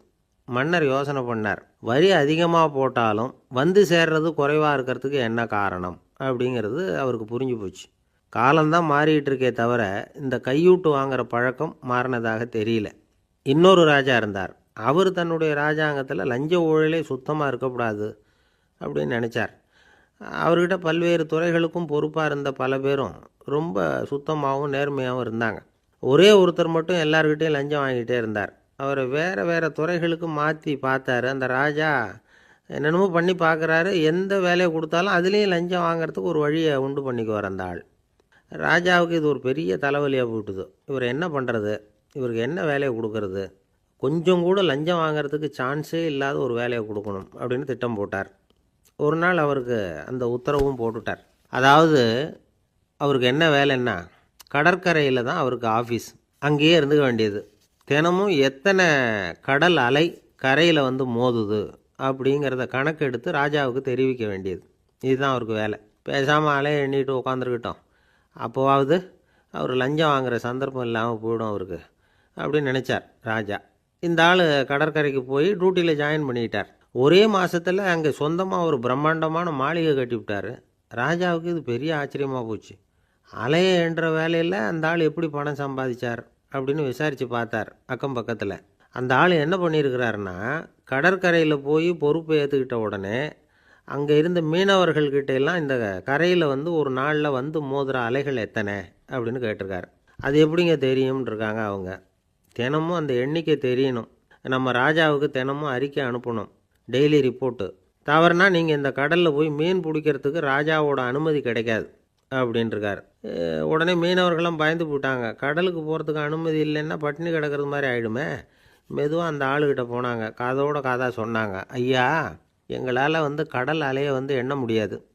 தினமும் எங்களால் முடிஞ்சதை உங்களுக்கு பணமாக கொடுத்துட்றோம். நீங்கள் தான் ராஜா கிட்ட சிபாரிசு பண்ணி நாங்கள் தொடர்ந்து மீன் பிடிக்கிறதுக்கு அனுமதி வாங்கி கொடுக்கணும் அப்படின்னு வேண்டிக்கிட்டாங்க. பணம் தினமும் சேர ஆரம்பிச்சுட்டுது. பதவியில் மற்ற பதவியோட இந்த பதவி எவ்வளவோ மேல் அப்படின்னு நினச்சிட்டான் அந்த ஆள். அது மட்டும் இல்லை, தயவு பண்ணி என்னை இந்த இடத்த விட்டு மாற்றி விடாதீங்க சார் அப்படின்னு வேற கேட்க ஆரம்பிச்சிட்டானா. ஒரு ஊரில் ஒரு ராஜா இருந்தார். அவர் ஒரு பூனை வளர்த்தார். ரொம்ப செல்லமாக அவர் அந்த பூனையை வளர்த்தார். அவர் என்ன பண்ணுவார் தெரியுமா? இரவு நேரத்தில் அந்த பூனையோட தலையில் ஒரு விளக்கை வச்சுருவார். அந்த பூனை ரொம்ப ஜாக்கிரதையாக அந்த விளக்கு கீழே விழுந்துடாமல் பார்த்துக்கும். தலையை ஆட்டாமல் ரொம்ப நிதானமாக ராஜா பின்னாடி நடந்து போய்கிட்டே இருக்கும். அந்த விளக்கு வெளிச்சத்தில் எல்லா வேலைகளையும் செஞ்சுருவார். கையில் ஒரு விளக்கை தனியாக எடுத்துகிட்டு போக வேண்டிய அவசியமே இல்லை. விளக்கை தூக்கிட்டு போகிற வேலையை அந்த பூனை பார்த்துக்கும். அதனால் ராஜாவுக்கு அந்த பூனை மேலே ரொம்ப பிரியம். மந்திரிகளையெல்லாம் கூப்பிட்டு அவங்கக்கிட்ட சொல்லுவார், பார்த்தீங்களா இந்த பூனை எவ்வளவு விசுவாசமாக நடக்குது, என் பேரில் எவ்வளவு மரியாதை பார்த்தீங்களா அதுக்கு அப்படிம்பார். இதை கேட்டுவிட்டு அங்கேருந்து அமைச்சர்களில் ஒருத்தர் சொன்னார், மன்னா நீங்கள் சொல்கிறது சரிதான், இருந்தாலும் இந்த பூனையோட விசுவாசத்தை நாம் கொஞ்சம் சோதித்து பார்க்க வேண்டியிருக்கு அப்படின்னாராம். சரி, உங்கள் ஆசையை ஏன் கெடுக்கணும், நல்லா சோதித்து பாருங்கள் அப்படின்னு சொல்லிவிட்டார் ராஜா. உடனே அந்த அமைச்சர் என்ன பண்ணார் தெரியுமா? எங்கேயோ புறப்பட்டு போனார். ஒரு 5-6 எலிகளை பிடிச்சிக்கிட்டு வந்தார். அரண்மனையில் ராஜா ஏதோ வேலை பார்த்துக்கிட்டு இருக்கிறாரு. பக்கத்தில் அந்த பூனை ரொம்ப பணிவாக நின்றுக்கிட்டு இருக்குது. அது தலையில் விளக்கு எரிஞ்சிக்கிட்டு இருக்கு. அமைச்சர் தான் பிடிச்சிக்கிட்டு வந்த எலிகளை அந்த பூனை பார்வையில் படுறது மாதிரி எதிரில் விட்டார். அந்த எலிகள்லாம் அங்கேயும் இங்கேயும் ஓட ஆரம்பிச்சிது. அதை பார்த்தது பூனை, அவ்வளவுதான். தலையில் இருக்கிற விளக்கை பற்றியும் கவலைப்படலை, ராஜாவை பற்றியும் கவலைப்படலை. ஒரே பாய்ச்சலாக பாஞ்சு எலிகளை துரத்த ஆரம்பிச்சுட்டுது. தலையில் இருந்த விளக்கு எங்கேயோ போய் விழுந்தது, அணைஞ்சு போச்சு. இருட்டில் ராஜா தடுமாற ஆரம்பிச்சுட்டார். இந்த சமயத்தில் அந்த அமைச்சர் மறுபடியும் விளக்கை ஏற்றினார். வெளிச்சம் வந்தது. அதுக்கப்புறம் அந்த அமைச்சர் பேசினார், அரசே, பூனையோட விசுவாசத்தை பார்த்தீங்களா? எலி அது கண்ணில் படுற வரைக்கும் தான் விசுவாசமாக இருந்தது. அது மாதிரி எலியை பார்த்ததும் எல்லாத்தையும் விட்டுட்டு அதை துரத்த ஆரம்பிச்சுட்டு பார்த்தீங்களா? தான் அந்த பூனையை பற்றி நினச்சது தப்புங்கிறது அதுக்கப்புறம் தான் அந்த ராஜாவுக்கு புரிஞ்சுதான். சரி, இப்போ எதுக்கு இந்த கதையெல்லாம் அப்படிங்கிறீங்களா? இந்த பூனை மாதிரி தான் நம்ம மனசும். மனசை எவ்வளவு தான் பயிற்சி கொடுத்து பக்குவமாக வச்சுருந்தாலும் பார்க்குறதுக்கு பரமசாது மாதிரி தான் இருக்கும். பார்க்க வேண்டியதை பார்த்துட்டுதுன்னா பாஞ்சிரும். இந்த பூனை மாதிரி புலன் இன்ப பொருள்கள் கிட்டாத வரைக்கும் மனம் அடங்கி இருக்கிறது மாதிரி தான் தெரியும். கொஞ்சம் வாய்ப்பு கிடைச்சாலும் அது குதிக்க ஆரம்பிச்சிரும், தப்பு பண்ண ஆரம்பிச்சிரும். பெரிய பெரிய முனிவர்கள் வாழ்க்கையில் நடந்த வீழ்ச்சி இதை தான் நிரூபிக்குது. புலன்களின் ஆற்றல் அதிகம். அதனால் மனக்கட்டுப்பாடு பயிற்சிகளில் ரொம்ப எச்சரிக்கையாக இருக்கணுங்கிறார் சுவாமி சிவானந்தர். மது பழக்கத்தையே விட்டுவிட்டேன்னு உறுதியாக இருப்பான். கடை கண்ணில் பட்டுவிட்டதுன்னா கால் அவனை கேட்காமலே இழுத்துக்கிட்டு உள்ளே போயிடும். இதுதான் மனசுங்கிறது. அதுதான் அந்த ராஜா வளர்த்த பூனை. நம்மால் ஒருத்தன் அந்த ராஜா பூனை தலையில் விளக்க வச்சது மாதிரி இவன் தன்னுடைய தலையிலேயே ஒரு விளக்கை ஏற்றி வச்சுக்கிட்டு என்னத்தையோ தேட ஆரம்பித்தான். தேடிக்கிட்டு இருக்கிறான். தலையை ஆட்டாமல் நிதானமாக நடந்து ரொம்ப நேரமாக தேடிகிட்டு இருக்கிறான். அந்த சமயம் அங்கே வந்த ஒருத்தர், என்னத்தை தேடுறீங்கன்னு கேட்டார். அதுதான் மறந்து போச்சு அப்படின்னு இழுத்தான். சரி, கொஞ்சம் இப்படி உட்காருங்க, ஞாபகம் வந்ததும் தேட ஆரம்பிக்கலாம் அப்படின்னார் அவர். இவன் கொஞ்ச நேரம் உட்காந்து யோசித்தான். அப்புறம் திடீர்னு எழுந்திரிச்சான். ஞாபகம் வந்துட்டுதுன்னா. என்னன்னு கேட்டார். எங்கள் வீட்டில் இருந்த விளக்கை எங்கே வச்சேன்னு தெரியல, அதை தான் தேடிக்கிட்டு இருக்கிறேன், ஏற்றி வைக்கலாம்னு பார்க்குறேன் அப்படின்னா. ஒரு பெரியவர் உட்காந்துருக்கிறார். அவரை சுற்றி அவருடைய தோழர்கள் உட்காந்துருக்கிறாங்க. ஏதோ ஒரு முக்கியமான செய்தியை அவர் அவங்களுக்கு சொல்லிகிட்டு இருக்கிறார். அவங்களும் ஆர்வமாக கேட்டுக்கிட்டு இருக்கிறாங்க. இந்த சமயத்தில் யாரோ ஒரு ஆள் வேகமாக அங்கே வர்றார். வர்ற வேகத்திலேயே எனக்கு ஏதாவது உதவி செய்யுங்க அப்படின்னு கேட்டுக்கிட்டே வர்றார். கேட்குறது உதவி, ஆனால் குரல் மிரட்டுறது மாதிரி இருக்குது, அதட்டி கேட்குறது மாதிரி இருக்குது. இதை கேட்டதும் அந்த பெரியவர் ஆத்திரப்படலை, ஆனால் அவரை சுற்றி இருந்தவங்க ஆத்திரப்பட்டாங்க. இதை பெரியவர் கவனித்தார். கொஞ்சம் அமைதியாக இருங்கன்னார். வந்தவரை கூப்பிட்டார். அவருக்கு சில பொருள்களை கொடுத்தார். என்னங்க, இப்போ உங்களுக்கு மகிழ்ச்சி தானே அப்படின்னார். ஆ அப்படின்னு அலட்சியமாக அவர் சொல்கிறார். நான் உங்களை நல்ல முறையில் நடத்தினேன்னா அப்படின்னு கேட்குறாரு அவர் மறுபடியும். அதெல்லாம் ஒன்றும் இல்லை அப்படின்னு சொல்லி அவர் சொல்லிகிட்டு இருக்கிறாரு. குரலில் கடுமை குறையில. சுற்றி இருந்தவங்களால இதை பொறுத்துக்க முடியல. கோபத்தோடு அவரை நோக்கி நெருங்க ஆரம்பித்தாங்க. பெரியவர் அவங்களையெல்லாம் தடுத்து நிறுத்தினார். வந்தவரை வாங்க என்னோட அப்படின்னு சொல்லி அழைச்சிட்டு போனார். வீட்டுக்கு போனார். அங்கே போனதும் இன்னும் சில பொருள்களை எடுத்து அவர்கிட்ட கொடுத்தார். இப்போ திருப்தி தானே, நான் உங்ககிட்ட நல்ல முறையில் நடந்துக்கிட்டேனா அப்படின்னார். அவர் முகம் இப்போ தான் கொஞ்சம் மலர்ந்தது. ரொம்ப நன்றி, இறைவன் உங்கள் குடும்பத்துக்கு எல்லா நன்மைகளையும் செய்வான் அப்படின்னு சொன்னார். இதே வார்த்தைகளை என்னுடைய தோழர்கள்கிட்டே சொல்லிட்டீங்கன்னா அவங்க கோபம் தணிஞ்சிரும், வர முடியுமான்னார். கண்டிப்பாக வர்றேன் அப்படின்னாரு. மறுநாள் காலையில் அந்த இடத்துக்கு வந்தார். அதே மாதிரி சொல்லிவிட்டு அவர் போயிட்டார். தோழர்கள்லாம் ரொம்ப வியப்போடு பெரியவரை பார்த்தாங்க. அந்த பெரியவர் தான் நபிகள் நாயகம். அவர் சொன்னார், ஒருத்தன் ரொம்ப ஆசையாக ஒரு ஒட்டகத்தை வளர்த்துக்கிட்டு வந்தான். ஒரு நாள் அந்த ஒட்டகம் கயத்தை அறுத்துக்கிட்டு ஓடி போயிட்டுது. அக்கம் பக்கத்தில் இருக்கிறவங்கெல்லாம் அந்த ஒட்டகத்தை பிடிக்கிறதுக்கு முயற்சி பண்ணாங்க. அதை துரத்திக்கிட்டு ஓடினாங்க. ஒட்டகம் தாறுமாறாக ஓட ஆரம்பிச்சிது. இந்த சமயத்தில் ஒட்டகத்தை வளர்த்தவன் அங்கே ஓடி வந்தான். நீங்கள் அதை ஒன்றும் செய்ய வேணாம், விட்டுருங்க. அதோட சுபாவம் எனக்கு நல்லா தெரியும். அதை சுலபமாக என்னோடய வழிக்கு கொண்டுட்டு வந்துட முடியும். நான் பார்த்துக்கிறேன், விட்டுருங்கோ அப்படின்னா. எல்லாரும் விலகி போயிட்டாங்க. இவன் என்ன செஞ்சான் தெரியுமா? கொஞ்சம் புல்லை கையில் எடுத்துக்கிட்டு அந்த ஒட்டகத்தை நெருங்கினான். அவ்வளவுதான். அது ஓடி இவன் காலடியில் உட்காந்துக்கிட்டது. செல்லமாக அதை அப்படியே தடவி கொடுத்தான். முதுகில் ஏறி உட்காந்துக்கிட்டான். அது பாட்டுக்கு சாதுவாக நடந்து போகுது. இந்த கதையை நபிகள் நாயகம் தம்முடைய தோழர்களுக்கு சொல்கிறார். ஒட்டகத்தை மட்டும் இல்லை, சில மனிதர்களையும் கூட சில விதத்தில் அணுகி தான் அவர்களை சீர்திருத்த வேண்டியிருக்குது அப்படிங்கிறத அவங்களுக்கு உணர்த்தினார். இது ஒரு அழகான உளவியல் அணுகுமுறை. சில குடும்ப தலைவர்கள் கூட இந்த ஒட்டகம் மாதிரி நடந்துக்கிறது உண்டு. அப்புறம் அடங்கி போகிறதும் உண்டு. ஒரு குடும்ப தலைவர் காலையில் எழுந்திரிச்சதுலேருந்து சத்தம் போட்டு கத்திக்கிட்டு இருப்பார். பக்கத்தில் இருந்தவங்கெல்லாம் ஓடி போய் சமாதானம் பண்ணி பார்த்தாங்க. அவர் ஓயறது மாதிரி தெரியல. கடைசியில் அவர் மனைவி வந்தாங்க. நீங்கள் எல்லாம் விலகி போயிடுங்க, அவர் சுபாவம் எனக்கு தெரியும், நான் பார்த்துக்கிறேன் அப்படின்னாங்க. சரின்னு எல்லோரும் போயிட்டாங்க. சாயந்தரமாக பார்க்குறாங்க, அவர் சத்தம் இல்லாமல் ஒரு மூலையில் உட்காந்துருக்கிறார். ரொம்ப சாதுவா. ஆச்சரியமாக இருந்தது. என்னம்மா பண்ணீங்கன்னு கேட்டாங்க. அது ஒன்றும் இல்லைங்க, ஒரு வேளை சாப்பாட்டை நிறுத்தினேன், பட்னி போட்டேன், அவ்வளவுதான் அப்படின்னாங்க அந்த அம்மா. ஒரு ஜென் துறவி, அவருக்கு ரொம்ப வயசாகிட்டுது. கடைசி காலம். நண்பர்களெல்லாம் கூப்பிட்டார். நண்பர்களே, நான் வித்தியாசமான முறையில் சாகணும்னு ஆசைப்படுறேன், அதுக்கு ஏதாவது யோசனை சொல்லுங்களேன் அப்படின்னு கேட்டாராம். நண்பர்கள் சிரித்தாங்க. என்ன பேச்சு பேசுகிறீங்க? சாவறதுங்கிறது என்ன விளையாட்டு கத்தனமான காரியமா அப்படின்னு கேட்டிருக்காங்க.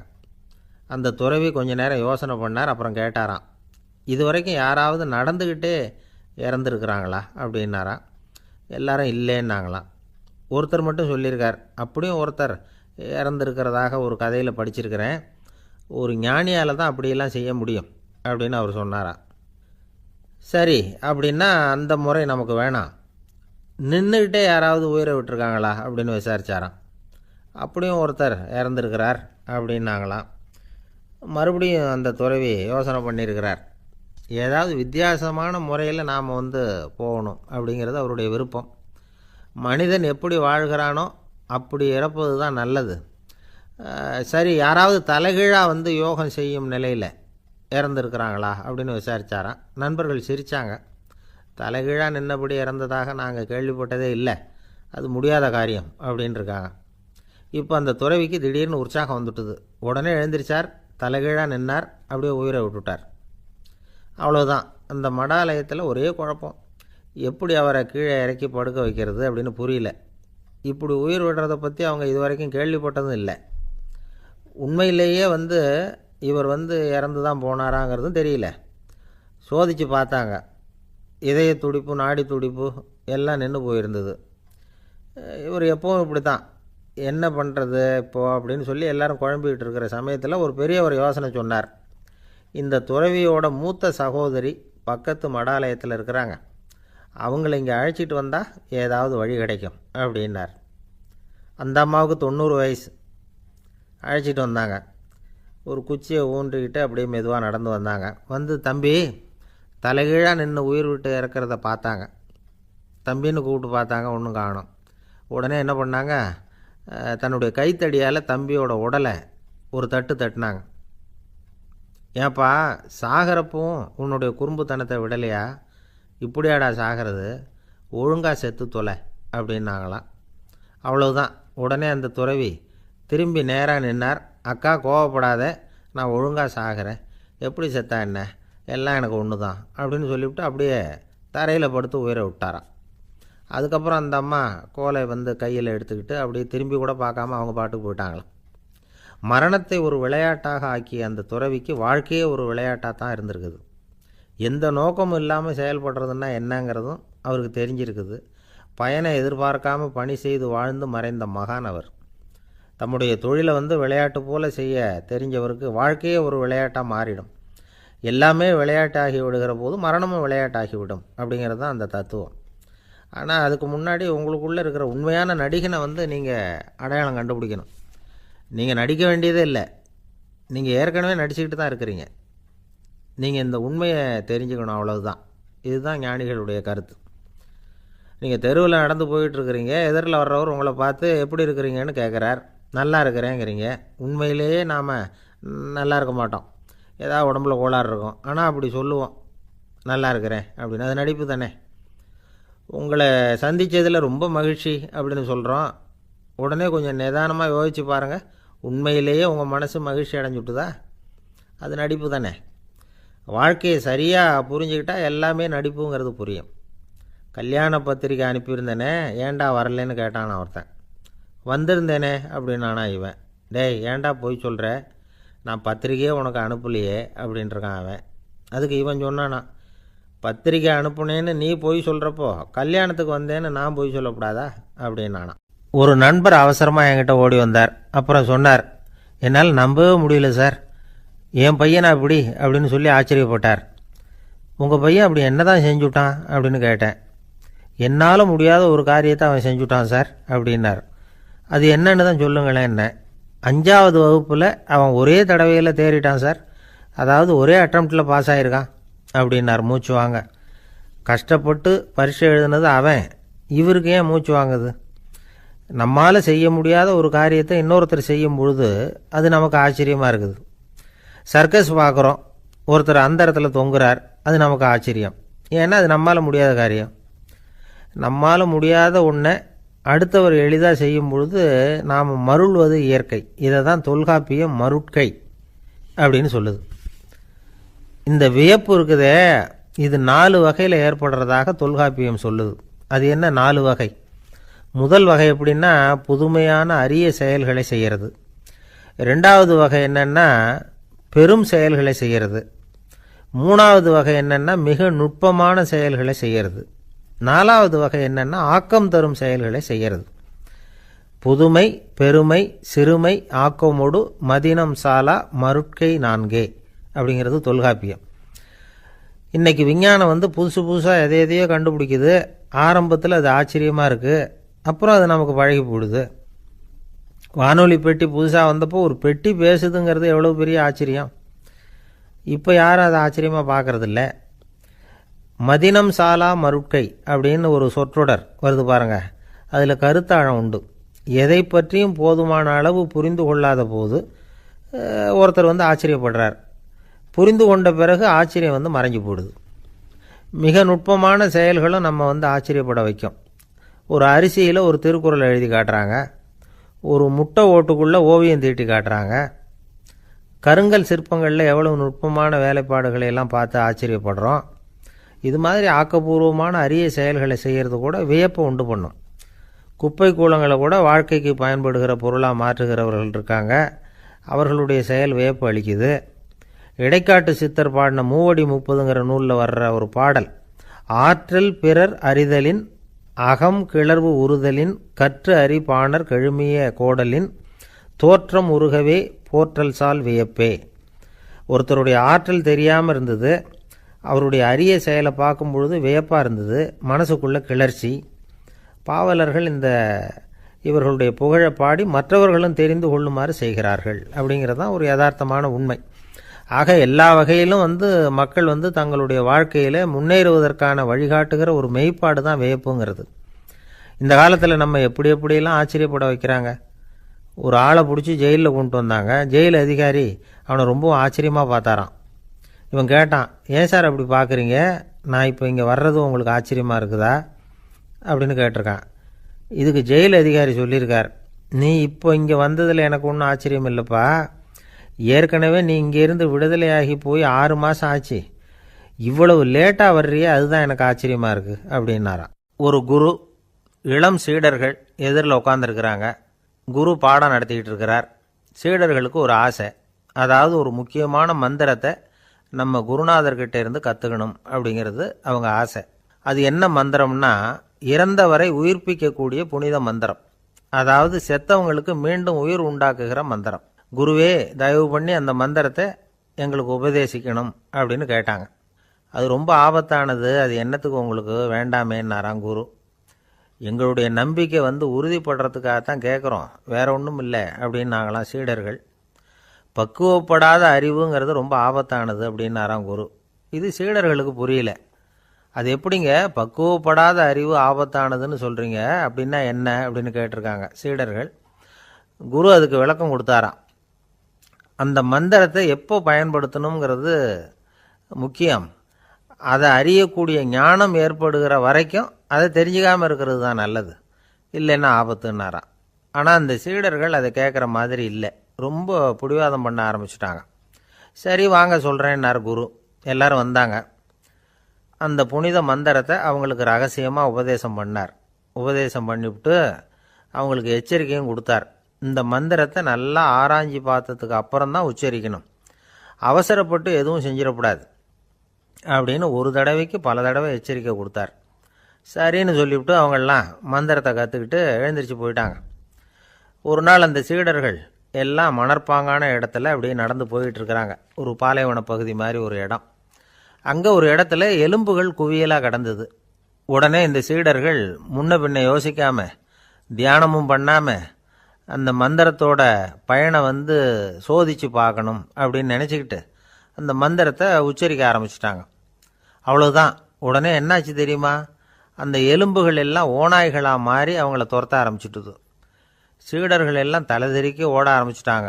ஓநாய்களும் விடலை, அவங்கள துரத்தி பிடிச்சி கடித்து கொதற ஆரம்பிச்சுட்டுது. அப்போ தான் அந்த சீடர்களுக்கு குரு சொன்ன அறிவுரையோட அர்த்தம் புரிஞ்சுது. பக்குவப்படாத அறிவு ஆபத்தானது அப்படிங்கிறது. அதனால் இதிலேருந்து நாம் தெரிஞ்சுக்க வேண்டியது என்னென்னா, நாம் நம்ம அறிவை வளர்த்துக்கிட்டால் மட்டும் போதாது, அந்த அறிவை எப்போ எப்படி பயன்படுத்தணும் அப்படிங்கிற பக்குவமும் நமக்கு வரணும். அப்போ தான் வாழ்க்கை நல்லபடியாக அமையும், இல்லைன்னா இடைஞ்சல் தான். இந்த காலத்தில் சில சின்ன பிள்ளைங்களுக்கே அறிவு ரொம்ப பக்குவப்பட்டிருக்குங்கிறத உணர முடியுது. ஒரு சின்ன பையன் பள்ளிக்கூடத்தில் மார்க் லிஸ்ட் கொடுத்தாங்க, வாங்கிக்கிட்டு அவசரமாக வீட்டுக்கு ஓடினான். எதிரில் வந்த ஒருத்தர் கேட்டார், என்ன அவசரம், ஏன் இப்படி வேகமாக ஓடுறேன்னார். எங்கள் அம்மா கிட்ட அடி வாங்கணும், அதுக்காக தான் ஓடுறேன்னா. அடி வாங்கிறதுக்காக இவ்வளவு அவசரம்னார் அவர்.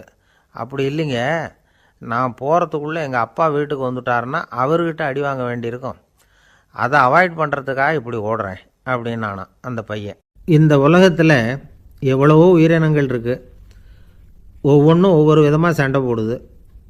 இப்போ 2 மாடு சண்டை போட்டுக்குதுன்னு வச்சுக்கோங்க, என்ன பண்ணும், 2 முட்டிக்கும். அதுக்கு சண்டை போடுறதுக்கு ஆயுதமாக உபயோகப்படுறது அதோட கொம்பு. 2 சேவல் சண்டை போட்டுக்குதுன்னு வச்சுக்கோங்க, அதுக்கு ஆயுதமாக உபயோகப்படுறது அதோட கால் நகம். காலால் தான் அது ஒன்றோட ஒன்று சண்டை போட்டுக்கும். ஆனால் 2 மனுஷன் சண்டை போட்டுக்கிறான்னு வச்சுக்கோங்க, இவன் இன்னதை தான் ஆயுதமாக உபயோகப்படுத்துவான்னு குறிப்பிட்டு சொல்ல முடியாது. கல்லை எடுப்பான், கத்தி எடுப்பான், துப்பாக்கி எடுப்பான், என்ன வேணாலும் பண்ணுவான். வாயால் திட்டுவான், கையால் அடிப்பான், காலால் உதைப்பான், சகலகலா வல்லவன். விலங்குகள்லாம் பொதுவாக வாயை சாப்பிட்றதுக்கு மட்டும்தான் உபயோகப்படுத்துது. ஆனால் இவனுக்கு சாப்பிட்றதுக்கும் அதுதான், சாப்பிட்டு விட்டு திட்டுறதுக்கும் அதுதான். ஆனால் ஒரு விஷயத்தில் மட்டும் கெட்டிக்கிறேன், அதாவது நாம் சண்டை போட்டுக்கிட்டாலும் பரவாயில்லை, கோழிகள் சண்டை போடாமல் இருக்கணும் அப்படின்னு ஆசைப்படுறான். எதுக்காக? கோழிகள் சண்டை போடாமல் இருந்தால் நிறைய முட்டைகள் போடுமா, அதுக்காக தான் இந்த அக்கறை. கோழி பண்ணை வச்சுருக்கிறவங்களுக்கு இது ஒரு பெரிய பிரச்சனை. அதாவது பண்ணையில் இருக்கிற கோழிகளுக்குள்ளே அடிக்கடி சண்டை வந்துடும், அதனால் முட்டை உற்பத்தி குறைஞ்சிரும். சரி, இதுக்கு என்ன பண்ணுறது? பண்ணையில் போய் உட்காந்துக்கிட்டு தினமும் பஞ்சாயத்து பேசிகிட்டு இருக்க முடியுமா? அமெரிக்காவில் கோழி பண்ணை வச்சுருக்கிற ஒருத்தர் இதை பற்றி யோசனை பண்ணி பார்த்தாராம். ஒரு வழியையும் கண்டுபிடிச்சிருக்கார். கோழிக்கெல்லாம் மூக்கு கண்ணாடி மாட்டி விட்டுட்டோம்னா அது சண்டை போடுற குணம் குறைஞ்சிரும், முட்டை அதிகமாகிடும் அந்த கண்ணாடியில் உள்ள லென்ஸு சிவப்பு நிறத்தில் இருக்கணும், அவ்வளவுதான் அப்படின்னு அவர் கண்டுபிடிச்சாராம். இது ஏற்கனவே நடைமுறையில் கண்டுபிடிக்கப்பட்ட ஒரு விஷயம். ஆனால் எல்லா கோழிக்கும் சிவப்பு மூக்கு கண்ணாடி எப்படி மாட்டி விடுறது? அப்படியே மாட்டி விட்டாலும் அது நழுவாமல் இருக்கணுமே. இப்போ நாமெல்லாம் நடு விரலால் மூக்கு கண்ணாடி நடுவில் தொட்டு அப்படி ஸ்டைலாக சரி பண்ணிக்கிறோம். அது மாதிரி கோழி எப்படி சரி பண்ணிக்கும்? இதுதான் பிரச்சனை. இதுக்கு அவர் என்ன வழி கண்டுபிடிச்சாருன்னா, கோழிக்கெல்லாம் மூக்கு கண்ணாடிக்கு பதிலாக விழியொட்டு வில்லைகள், காண்டாக்ட் லென்ஸ், அதை பொருத்தி விட்டா என்ன அப்படின்னு யோசனை பண்ணார். அதே மாதிரி பண்ணார். அதே மாதிரி செஞ்சு பார்த்தார், வெற்றி. அதுக்கப்புறம் கோழியெல்லாம் சண்டை போட்டுக்கலையாம், சமாதான பிரியர்கள் ஆகிட்டு தான். கோழிகளுக்கு இயல்பாகவே சண்டை போடுற குணம் உண்டு. ஆனால் அதோட கண்ணுக்கு பார்க்குற பொருள்லாம் ரோஜா நிறத்துலையோ அல்லது இன்னும் சொல்லப்போனால் அழுத்தமான சிவப்பு நிறத்துலையோ தெரிஞ்சதுன்னா சண்டை போடுற குணம் குறைஞ்சிருதான். அந்த சமயத்தில் அது அதிகமாகவும் முட்டையிட ஆரம்பிச்சுடுதான். அதே நேரத்தில் இறை எடுக்கிறத கூட குறைச்சிக்குதான். இது ஏன் இப்படி பண்ணுதுங்கிறது விஞ்ஞானிகளுக்கு இன்னமும் புரியலையா. எப்படியோ அமெரிக்க கோழிகள்லாம் காண்டாக்ட் லென்ஸ் பொருத்திக்க ஆரம்பித்தாச்சு. கோழி கழுத்தை பிடிச்சிக்கிட்டு ஒரு சில வினாடிகளில் அதை பொருத்தி விட்றாங்களாம். கோழியோட ஆயுள் பூரா அது அப்படியே இருக்குமா. பண்ணையில் முட்டை உற்பத்தி குறைஞ்சா இது மாதிரி விஞ்ஞானபூர்வமாக பரிகாரம் தேடுறது தான் நல்லது. நமக்கு வேண்டியப்பட்ட ஒருத்தர், அவர் ஒரு கோழி பண்ணை வச்சுருந்தார். அந்த பண்ணையில் பாதி கோழி திடீர்னு செத்து போச்சு. உடனே ஒரு கால்நடை மருத்துவர்கிட்ட போக வேண்டியது தானே. அங்கே போகல. உள்ளூரில் மந்திரம் பண்ணிகிட்டு இருந்த ஒரு சாமியார்கிட்ட போனார். அவர் காலில் விழுந்தார். சாமி, என் பண்ணையில் பாதி கோழி செத்து போட்டுதுன்னார். சாமியார் யோசனை பண்ணார். சரி, பண்ணையில் வாசப்படி கிழக்கு பக்கமாக வச்சுருக்கியா மேற்கு பக்கமாக வச்சுருக்கியான்னு கேட்டார். கிழக்கு பக்கமாக இருக்குன்னார் அவர். அதுதான் தப்பு, மேற்கு பக்கமாக அதை மாற்று, சரியாக போடும்னாராம். அதே போல் இவர் போய் மாற்றிவிட்டார். அப்பவும் பாதி செத்து போச்சு. மறுபடியும் சொன்னார், சாமி மறுபடியும் பாதி கோழி செத்து போட்டுதேன்னார். சரி, கூரை எப்படி போட்டிருக்க, ஓடு போட்டிருக்கியா இல்லை கீத்து போட்டிருக்கியான்னார். ஓடு போட்டிருக்கேன்னாராம் அவர். அதுதான் தப்பு, கீத்து போட்டுரு, சரியாக போடும்னாராம். சரின்னு போய் அதையும் மாற்றி பார்த்தார். மறுபடியும் போயிட்டுது, கோழி செத்து போச்சு. வந்தார். மறுபடியும் பாதி செத்து போச்சு சாமின்னு வந்தார். இவரும் யோசனையை மாற்றி மாற்றி சொல்லிகிட்டே இருக்கிறார். இப்படி அவரும் மாற்றி மாற்றி பார்த்தார். 6வது தடவையாக அவரை தேடிட்டு வந்தார். அந்த சமயத்தில் இவர் ரொம்ப தீவிரமாக யோசனை பண்ணி பார்த்துட்டு, அது சரிப்பா, நீயும் என்கிட்ட சளைக்காமல் வந்துக்கிட்டு இருக்கிற, நானும் யோசனை சொல்லிகிட்டு இருக்கேன். இப்போவும் உங்ககிட்ட சொல்கிறதுக்கு என்கிட்ட யோசனை நிறையா இருக்குது. ஆனால் சோதிக்கிறதுக்கு உங்ககிட்ட கோழி இல்லையே, என்ன பண்ணுறது அப்படின்னாராம் இவர். சில பேரை இப்படி சொல்கிறது உண்டு. அடுத்தவங்களை அனுசரித்து நடந்துக்க தெரியல, அவன் என்ன சார் மனுஷன் அப்படிம்பாங்க. சக மனிதர்களோடு எப்படி பழகிறது அப்படின்னு தெரியாததுனாலேயே பல பேர் இன்றைக்கி சங்கடப்பட்டுக்கிட்டு இருக்கிறாங்க. வசதி வாய்ப்பெல்லாம் சரியாக இருக்கும், ஆனால் வாழ்க்கை சரியாக இருக்காது. இன்னொருத்தர்கிட்ட எப்படி பேசுறது பழகிறதுங்கிறது தெரியாததுனால தான் இந்த அவஸ்தை. சரி, இந்த அவஸ்தை இல்லாமல் வாழறது எப்படி? இதுக்கு அனுபவசாலிகள் சில வழிமுறைகளை சொல்கிறாங்க. அதெல்லாம் என்னென்னங்கிறத இப்போ தெரிஞ்சுக்குவோம். முதல்ல நம்ம நாக்கு நம்ம கண்ட்ரோலில் இருக்கணும். வார்த்தைகளை கொட்டிவிட்டு அதுக்கப்புறம் அள்ள முடியாமல் கடந்து கஷ்டப்படக்கூடாது. எப்படி பேசுகிறோங்கிறதும் முக்கியம். பேசுகிறப்ப எப்படி முகத்தை வச்சுருக்கிறோங்கிறதும் முக்கியம். அன்பாக பேசினாலும் நல்லாயிருக்கும். அப்படி பேசுகிறப்ப ஆதரவாக அவர் தோள் மேலே ஒரு கையை போட்டுக்கிட்டு பேசினா இன்னமும் நல்லாயிருக்கும். 2வது விஷயம், இன்னொருத்தர்கிட்ட பேசுகிறப்போ வாக்குறுதிகளை அள்ளி வீசக்கூடாது. கொடுக்குற வாக்குறுதி குறைச்சலாக இருக்கணும். அப்படி கொடுத்த வாக்குறுதியை கண்டிப்பாக நிறைவேற்றணும். நாம் ஒருத்தரை பாராட்டுறோம் அல்லது அவரை பற்றி அபிப்பிராயம் சொல்கிறோம்னா அது ஆக்கப்பூர்வமாக இருக்கணும். நம்ம பாராட்டு அல்லது விமர்சனம் அடுத்தவருடைய முன்னேற்றத்துக்கு உதவுறது மாதிரி இருக்கணும். நாம் சொல்கிறத கேட்டுட்டு அவன் தலையில் கையை வச்சுட்டு உட்காந்துடக்கூடாது. எப்பவும் உற்சாகமாக இருக்கணும், முகம் மலர்ச்சியாக இருக்கணும். மனுஷன் இருந்தால் வருத்தம், கவலை, ஏமாற்றம் எல்லாம் இருக்க தான் செய்யும். அதெல்லாம் மனசில் இருக்கட்டும். அந்த வருத்தமும் கவலையும் ஏமாற்றமும் சேர்ந்துக்கிட்டு நம்ம முகத்தில் இருக்கிற மலர்ச்சியை மூடி மறைக்கிறதுக்கு நாம் இடம் கொடுத்துடக்கூடாது. எந்த விஷயத்தை பற்றி யாருக்கிட்ட பேசினாலும் வெளிப்படையாக பேசணும். திறந்த மனசோடு பேசணும். மூடி மறைச்சி முழுங்கிக்கிட்டு இருக்கக்கூடாது. இன்னொருத்தர்கிட்ட பேசுகிறப்போ விவாதம் பண்ணுங்க, அது தப்பு இல்லை. ஆனால் வாதாடிக்கிட்டு இருக்கக்கூடாது. அதாவது என்ன சொல்கிறாங்கன்னா, டிஸ்கஸ் பண்ணலாம், ஆர்கியூ பண்ணக்கூடாதான். நம்மக்கிட்ட இருக்கிற நல்ல குணங்களை நாம் எடுத்து சொல்லிகிட்டு இருக்கக்கூடாது. அந்த நல்ல குணங்களே நம்மளை பற்றி எடுத்து சொல்லணும். அது மாதிரி நடந்துக்கணும். அதே மாதிரி அடுத்தவங்க கிட்ட உள்ள கெட்ட குணங்களை பற்றி அவசியம் இல்லாமல் நாம் பேச வேண்டியதில்லை. உங்களை பற்றி யாராவது தப்பாக பேசுகிறாங்களா, அப்படி அவங்க பேசுகிறதுல உண்மை இல்லையா அப்படின்னா அதை நீங்கள் பொருட்படுத்த வேண்டியதில்லை, விட்டுடலாம். அது தானாக போயிடும்.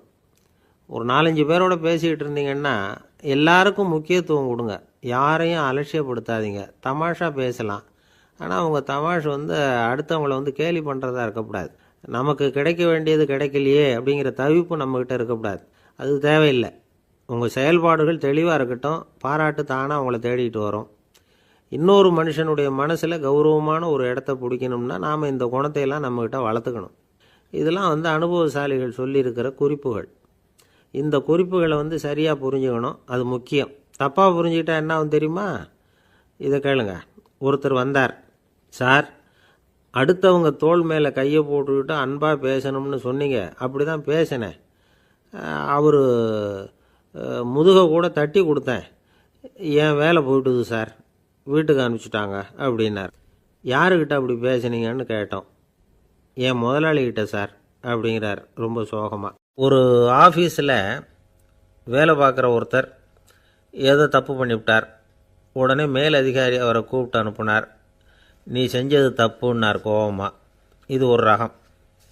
சில அதிகாரிகள் இப்படி நீங்கள் செஞ்சது தப்புன்னு சொல்கிறதில்ல, நீங்கள் செஞ்சது சரி அப்படின்னு சொல்கிறதில்ல. எப்படி சொல்லுவாங்கன்னா, நீங்கள் செஞ்சது சரியில்லைன்னு நான் நினைக்கிறேன் அப்படின்னு சொல்லுவாங்களாம். அதாவது சில பேர் நீங்கள் செஞ்சது தப்புங்கிறாங்க, அதையே மாற்றி சொல்கிறார் இவர், நீங்கள் செஞ்சது சரியில்லைன்னு நினைக்கிறேன். இது ரெண்டும் அர்த்தம் ஒன்று தான், இருந்தாலும் வார்த்தைகள் வித்தியாசம். நிர்வாக திறமை இல்லாத ஒரு அதிகாரி யூ ஆர் ராங் அப்படின்னு சொல்லுவாராம். நிர்வாக திறமை உள்ள அதிகாரியாக இருந்தால் அதையே கொஞ்சம் மாற்றி I think you are not correct அப்படிம்பாராம். இதுதான் வித்தியாசம். இருந்தாலும் வார்த்தைகளை உபயோகப்படுத்துகிற விதத்தை வச்சு தான் வேலை நல்லா நடக்கிறதும் நடக்காததும் இருக்குது. விவரம் தெரிஞ்சவங்க என்ன சொல்கிறாங்க தெரியுமா? Be a leader not a boss அப்படிங்கிறாங்க. ஒரு லீடராக இரு, பாஸாக இருக்காதே அப்படிங்கிறாங்க. சரி, அப்படின்னா லீடருக்கும் பாஸுக்கும் வித்தியாசம் உண்டா அப்படின்னு கேட்டால் இருக்குன்னு சொல்கிறாங்க. லீடருங்கிறவர் வேறு, பாஸுங்கிறவர் வேறு. ஒரு லீடர் எப்படி நடந்துக்குவார், ஒரு பாஸ் எப்படி நடந்துக்குவார், இதை முதல்ல நாம் தெரிஞ்சுக்கணும்.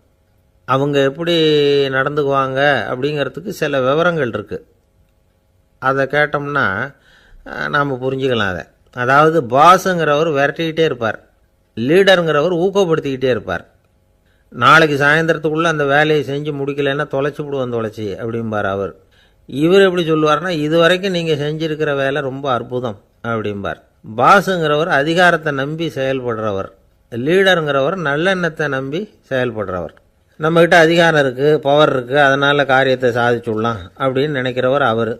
மற்றவங்கக்கிட்ட ஒரு நல்ல அபிப்பிராயத்தை சம்பாதிச்சுக்கிட்டு அது மூலமாக காரியங்களை சாதிக்கிறவர் இவர்.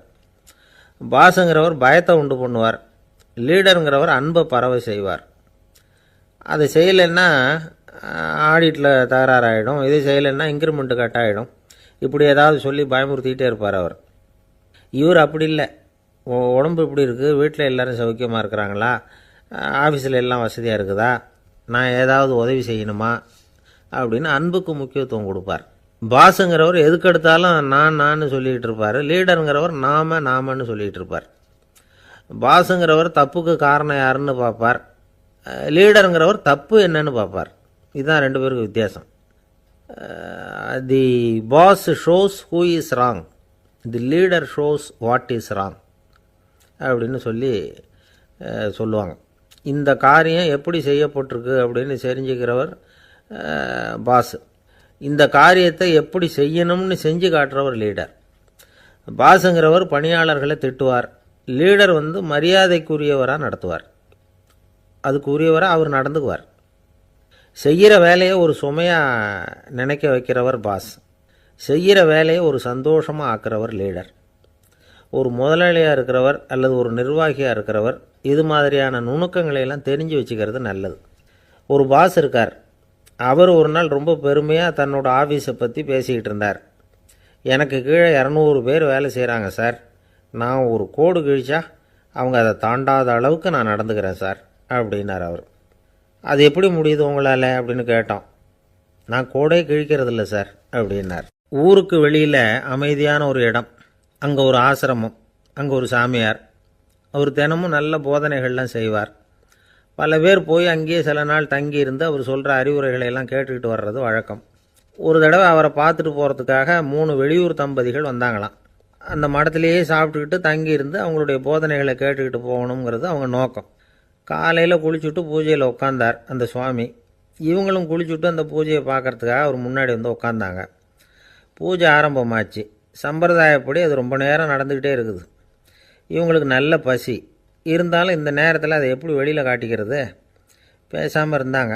அந்த சுவாமி பூஜையை முடித்தார். அதுக்கப்புறம் பேச ஆரம்பித்தார். பேச்சு அருமையாக தான் இருந்தது, அமிர்தமாக தான் இருந்தது. இருந்தாலும் இவங்களுக்கு இருக்கிற வயிற்று பசி அது சரியாக கவனிக்க விடலை. அந்த சுவாமியே இதை கவனித்ததா தெரியல. இவங்களுக்கு மனசுக்குள்ளே ஒரு எண்ணம், உள்ளே சாப்பாடு தயாராகிட்டு இருக்கும் போல இருக்குது, இந்த பேச்சு முடிஞ்சது நம்மளை உள்ளே அழைச்சிட்டு போய் சாப்பாடு போடுவாங்கன்னு நினைக்கிறோம் அப்படின்னு இவங்களாம் நினச்சிக்கிட்டாங்க. ஆனால் சுவாமி இதை பற்றி எதுவுமே பேசலை, கண்டுக்கலை. ஒரு அம்மாவால் அதுக்கு மேலே சும்மா இருக்க முடியுமா? முடியல. சாப்பாட்டை கவனிக்கலாமா அப்படின்னு சொல்லி மெதுவாக ஆரம்பித்தாங்க. கவனிக்கலாமே அப்படின்னு உள்ளே அழைச்சிட்டு போனார் சுவாமி. இவங்க ரொம்ப அவசரமாக எழுந்திரிச்சு உள்ளே ஓடினாங்க. அங்கே ஒரு மேஜை மேலே ஒரு கிண்ணம் மூடி இருந்தது. இதுதான் சாப்பாட்டு மேஜை போல இருக்குது, இங்கே சாப்பாடு வந்துடும் அப்படின்னு நினச்சாங்க. உடனே போய் சுற்றி உட்காந்துக்கிட்டாங்க. சுவாமி அந்த கிண்ணத்தை எடுத்து அந்த அம்மா கிட்ட கொடுத்தார். அவங்க அதை வாங்கி மூடியை திறந்து பார்க்குறாங்க. உள்ளே ஒரு சாவி இருக்குது. சரிதான், இது சமையலறை சாவி போல் இருக்குது. அங்கே போய் அதை திறந்து சாப்பாட்டை நாமே எடுத்துக்கிட்டு வந்து இங்கே வச்சுக்கிட்டு சாப்பிட்ணும் போல இருக்குது அப்படின்னு நினச்சாங்க. சாவி இருக்கு இல்லையா, வாங்க பூட்டு நிறையா காட்டுறேன் அப்படின்னு சுவாமி அவங்கள அழைச்சிட்டு போனார், காட்டினார். இவங்க அந்த அறையை ரொம்ப ஆவலோடு திறந்தாங்க. உள்ளே பார்த்தா அங்கே அரிசி, பருப்பு, விதவிதமான காய்கறி எல்லாம் இருக்குது. சமையலுக்கு வேண்டிய மிளகாய், எண்ணெய், பால், தயிர், நெய் இப்படி எல்லாமே இருக்குது. அடுப்பு, விறகு, நெருப்பு போட்டி அது கூட அங்கே இருக்குது. சாப்பாடு தயாராக இருக்கும்னு நினச்சிக்கிட்டு போனால் இப்படி இருக்குதே அப்படின்னு சொல்லி அதை பார்த்ததும் ரொம்ப சோர்ந்து போட்டாங்க அவங்க. சுவாமி, என்ன இது சாப்பாடு இல்லையா அப்படின்னாங்க. அதுதான் சாப்பாட்டுக்கு வேண்டிய எல்லாம் இங்கே இருக்குதே. அடுப்பு மூட்டி நீங்கள் தான் அவங்கவுங்க ருசிக்கு தகுந்த மாதிரி சமைச்சிக்கணும். இந்த சன்னியாசிக்கு எப்படி சமைக்க தெரியும் அப்படின்னு கேட்டார் சுவாமி. சாப்பாடு தயாராக இருக்கும்னு நாங்கள் எதிர்பார்த்தோம் அப்படின்னாங்க. நீங்கள் இப்படி சொல்லுவீங்கன்னு நானும் எதிர்பார்த்தேன். இது வரைக்கும் நான் எவ்வளவோ தத்துவம்லாம் எடுத்து சொன்னேன். எல்லாத்தையும் விட இதுதான் அனுபவபூர்வமான தத்துவம். ஆண்டவன் நமக்கு நல்ல மனசை கொடுத்துருக்குறான், நல்ல வாய்ப்புகளையும் தந்திருக்கிறான், அதையெல்லாம் பயன்படுத்திக்கக்கூடிய மூளையையும் சிந்தனையையும் கொடுத்துருக்குறான். ஆனாலும் அடுப்பை தான் நீங்கள் மூட்டணும். அடுப்பை நீங்கள் தான் மூட்டணும். உங்களுக்கு உகந்ததை நீங்கள் தான் சமைச்சு ருசித்து அனுபவிக்கணும். ஆண்டவனே அதை செஞ்சிகிட்டு இருக்க மாட்டான் அப்படின்னாராம் அந்த சுவாமி. நம்முடைய வாழ்க்கையில் பல நல்ல பலன்களை பெறுறதுக்கு நாம் தான் முயற்சி பண்ணணும். அதுக்குரிய சூழ்நிலையை தான் ஆண்டவன் கொடுப்பானே தவிர அதை விளக்கிறதுக்காக தான் அந்த சுவாமி அப்படி செஞ்சு காட்டியிருக்கிறார். இது ஒரு பெரியவர் இப்படி ஒரு விளக்கம் கொடுத்தார். அதுக்கப்புறம் அந்த 3 தம்பதிகளும் தெளிவடைஞ்சுட்டாங்களாம். நாம் தெளிவடைகிறது எப்போங்கிறது தான் தெரியல அப்படின்னு பல பேர் இதை கேட்டுட்டு சொல்லிகிட்டு இருக்கிறாங்க. இந்த கதையை நம்முடைய நண்பர் ஒருத்தர்கிட்ட சொன்னேன். அந்த நண்பர் ரொம்ப சந்தோஷப்பட்டார். நீங்கள் சொல்கிறது கரெக்டு சார், ஆனால் நான் அதை விட ஒரு படி மேலே சார். எனக்கெல்லாம் அரிசி, பருப்பு இருக்கிற ரூம் எதுன்னு கையை காட்டிட்டா போதும். உடனே கிண்ணத்துலேருந்து சாவியை எடுத்து கொடுக்கணுங்கிற அவசியம்லாம் இல்லை எனக்கு. அப்புறம் எப்படி ரூமை திறந்துருவீங்க அப்படின்னு கேட்டேன். பூட்டை உடைச்சி திறந்துருவேன், அதுதான் எனக்கு பழக்கம் அப்படிங்கிறார். ஒருத்தரை பார்த்து உன்னுடைய நண்பர்கள் யார் அப்படின்னு ஒரு கேள்வி கேட்டு பாருங்க. கொஞ்சம் யோசித்து பதில் சொல்லுவாங்க. அவங்கக்கிட்டேயே உன்னுடைய எதிரிகள் யார் அப்படின்னு கேளுங்க, கடகடன்னு ஒப்பிச்சிருவாங்க. நம்ம மனசு இருக்க அது எப்படின்னா, நம்ம நண்பர்களை விட எதிரிகளை அது நல்லா ஞாபகத்தில் வச்சுக்கும். இது ஒரு ஆச்சரியமான உண்மை. உங்களால் நண்பர்களை மறந்துட முடியும், ஆனால் எதிரிகளை மறந்துட முடியாது. இது ஒரு வேடிக்கையான நிலைமை தான். அழகான தருணங்களை நாம் ஏன் மறந்துடுறோம்? இது இயற்கை.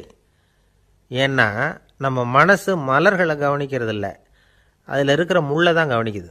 தன்னை காயப்படுத்துகிற எதையும் அது உடனே கண்டுகொள்ளுது. ஒரு தெளிந்த சிந்தனை உடைய மனசு மிக அழகாக உள்ள எல்லாத்தையும் கவனிக்கும். அது நன்றியுடன் உணரக்கூடிய எல்லாத்தையும் பார்த்து குறிச்சிக்கும். இப்படிப்பட்டவங்க வாழ்க்கை இயல்பாகவே நல்லா அமையும். அது ரொம்ப அபூர்வம். மனசில் உள்ள ஒரு சிறிய அமைப்பை மாற்றுவதை பொறுத்து தான் இந்த விஷயம் அப்படிங்கிறார் ஓஷோ. ஒரு யூத கோவில் இருந்து தான், அது யூதர்களின் மடமாகவும் இருந்தது. அங்கே ஒரு தலைமை குரு, அவர் ரொம்ப கண்டிப்பானவர். அந்த கோவிலை ஒட்டி ஒரு தோட்டம். ஒரு நாள் காலையில் அந்த தோட்டத்தில் 2 இளம் யூதர்கள் நடந்து போய்கிட்டு இருக்கிறாங்க. காலையில் 1 மணி நேரம், மாலையில் 1 மணி நேரம் அவங்க அந்த தோட்டத்தில் நடக்கிறதுக்கு அனுமதி உண்டு. மற்ற நேரங்களில் அவங்க மத புத்தகங்களை படிக்கணும், பிற விதிமுறைகளை கடைபிடிக்கணும். அந்த 2 பேருமே தொடர்ந்து புகைப்பிடிக்கிற பழக்கம் உள்ளவங்க. ஆனால் கோவில் மடத்தில் இருக்கிறப்போ அவங்க புகைப்பிடிக்க முடியாது, அது கடுமையான குற்றம். சரி, நாம் தோட்டத்தில் இருக்கிறப்போவாவது புகைப்பிடிக்கலாமா அப்படின்னு ஒரு ஆசை அவங்க 2 பேருக்குமே. இருந்தாலும் பயம். இப்படி கேட்டால் மதகுரு என்ன சொல்லுவாரோ அல்லது என்ன செய்வாரோங்கிற பயம். இப்படியே கொஞ்ச நாள் ஆச்சு. ஒரு நாள் அந்த 2 பேரில் ஒருத்தன் ரொம்ப கலங்கி போய் அந்த கோவிலிருந்து வெளியில் வந்துக்கிட்டு இருந்தான். வந்தவன் நேராக தோட்டத்து பக்கம் போனான். அங்கே இன்னொருத்தன் ஆனந்தமாக புகை பிடிச்சிக்கிட்டு இருக்கிறான். அதை பார்த்ததும் இவனுக்கு அதிர்ச்சி. அட கடவுளே, என்ன இது, நீ கேட்காமலே ஆரம்பிச்சிட்டியா அப்படின்னா. இல்லை நான் கேட்டுவிட்டு தான் ஆரம்பிச்சிருக்கேன்னா அவன். அப்படியா, என்ன மனுஷன் இவர், நானும் தான் கேட்டேன், என்ன கண்ணாமுன்னான்னு திட்டிவிட்டார். இது என்ன கோவிலா இல்லை நரகமா? உனக்கு புகை பிடிக்கணும்னு ஆசையாக இருந்தால் நரகத்துக்கு போகணும்னு சொல்லிவிட்டார். அது சரி, உன்னை மட்டும் எப்படி அனுமதிச்சார் அப்படின்னு கேட்டான் இவன். அவன் சிரிச்சுக்கிட்டே, நீ எப்படி கேட்ட சொல்லு அப்படின்னா. நாம் இந்த தோட்டத்துக்கு வர அனுமதிக்கப்பட்டிருக்கிறதே ஜபத்துக்காகத்தானே, அதனால் நான் ஜபம் சொல்லும் பொழுது புகை பிடிக்கலாமா அப்படின்னு கேட்டேன். அதுக்கு தான் அவர் சத்தம் போட்டு என்னை அடிக்கவே வந்துட்டார் அப்படின்னா இவன். நீ ஒரு மாதிரியாக கேட்டிருக்க, நான் வேறு மாதிரியாக கேட்டிருக்கிறேன். ஜெபம் சொல்லும்போது புகை பிடிக்கலாமான்னு நீ கேட்டிருக்க. ஐயா, புகை பிடிக்கும் பொழுது ஜபிக்கலாமா அப்படின்னு நான் கேட்டேன். அதில் தப்பு ஒன்றும் இல்லை அப்படின்னு பதில் சொல்லிட்டார் அப்படின்னா. ஒரு சிறிய மாற்றம்தான், அது மிகப்பெரிய மாறுதலை ஏற்படுத்தி விட்டது. மனசு நல்ல விதமாக சிந்திக்க ஆரம்பிச்சுட்டுதுன்னா மகிழ்ச்சிக்கு பஞ்சம் இல்லை. ஒரு கஞ்சன் ஆற்றுல விழுந்துட்டான், வெள்ளத்தில் தத்தளிச்சுக்கிட்டு இருக்கிறான். கரையில் நின்ன ஒருத்தர், உன் கையை கொண்டா இப்படி பிடிச்சி இழுத்து கரையில் சேர்த்து விடுறேன்னார். எதையும் கொடுத்து பழக்கம்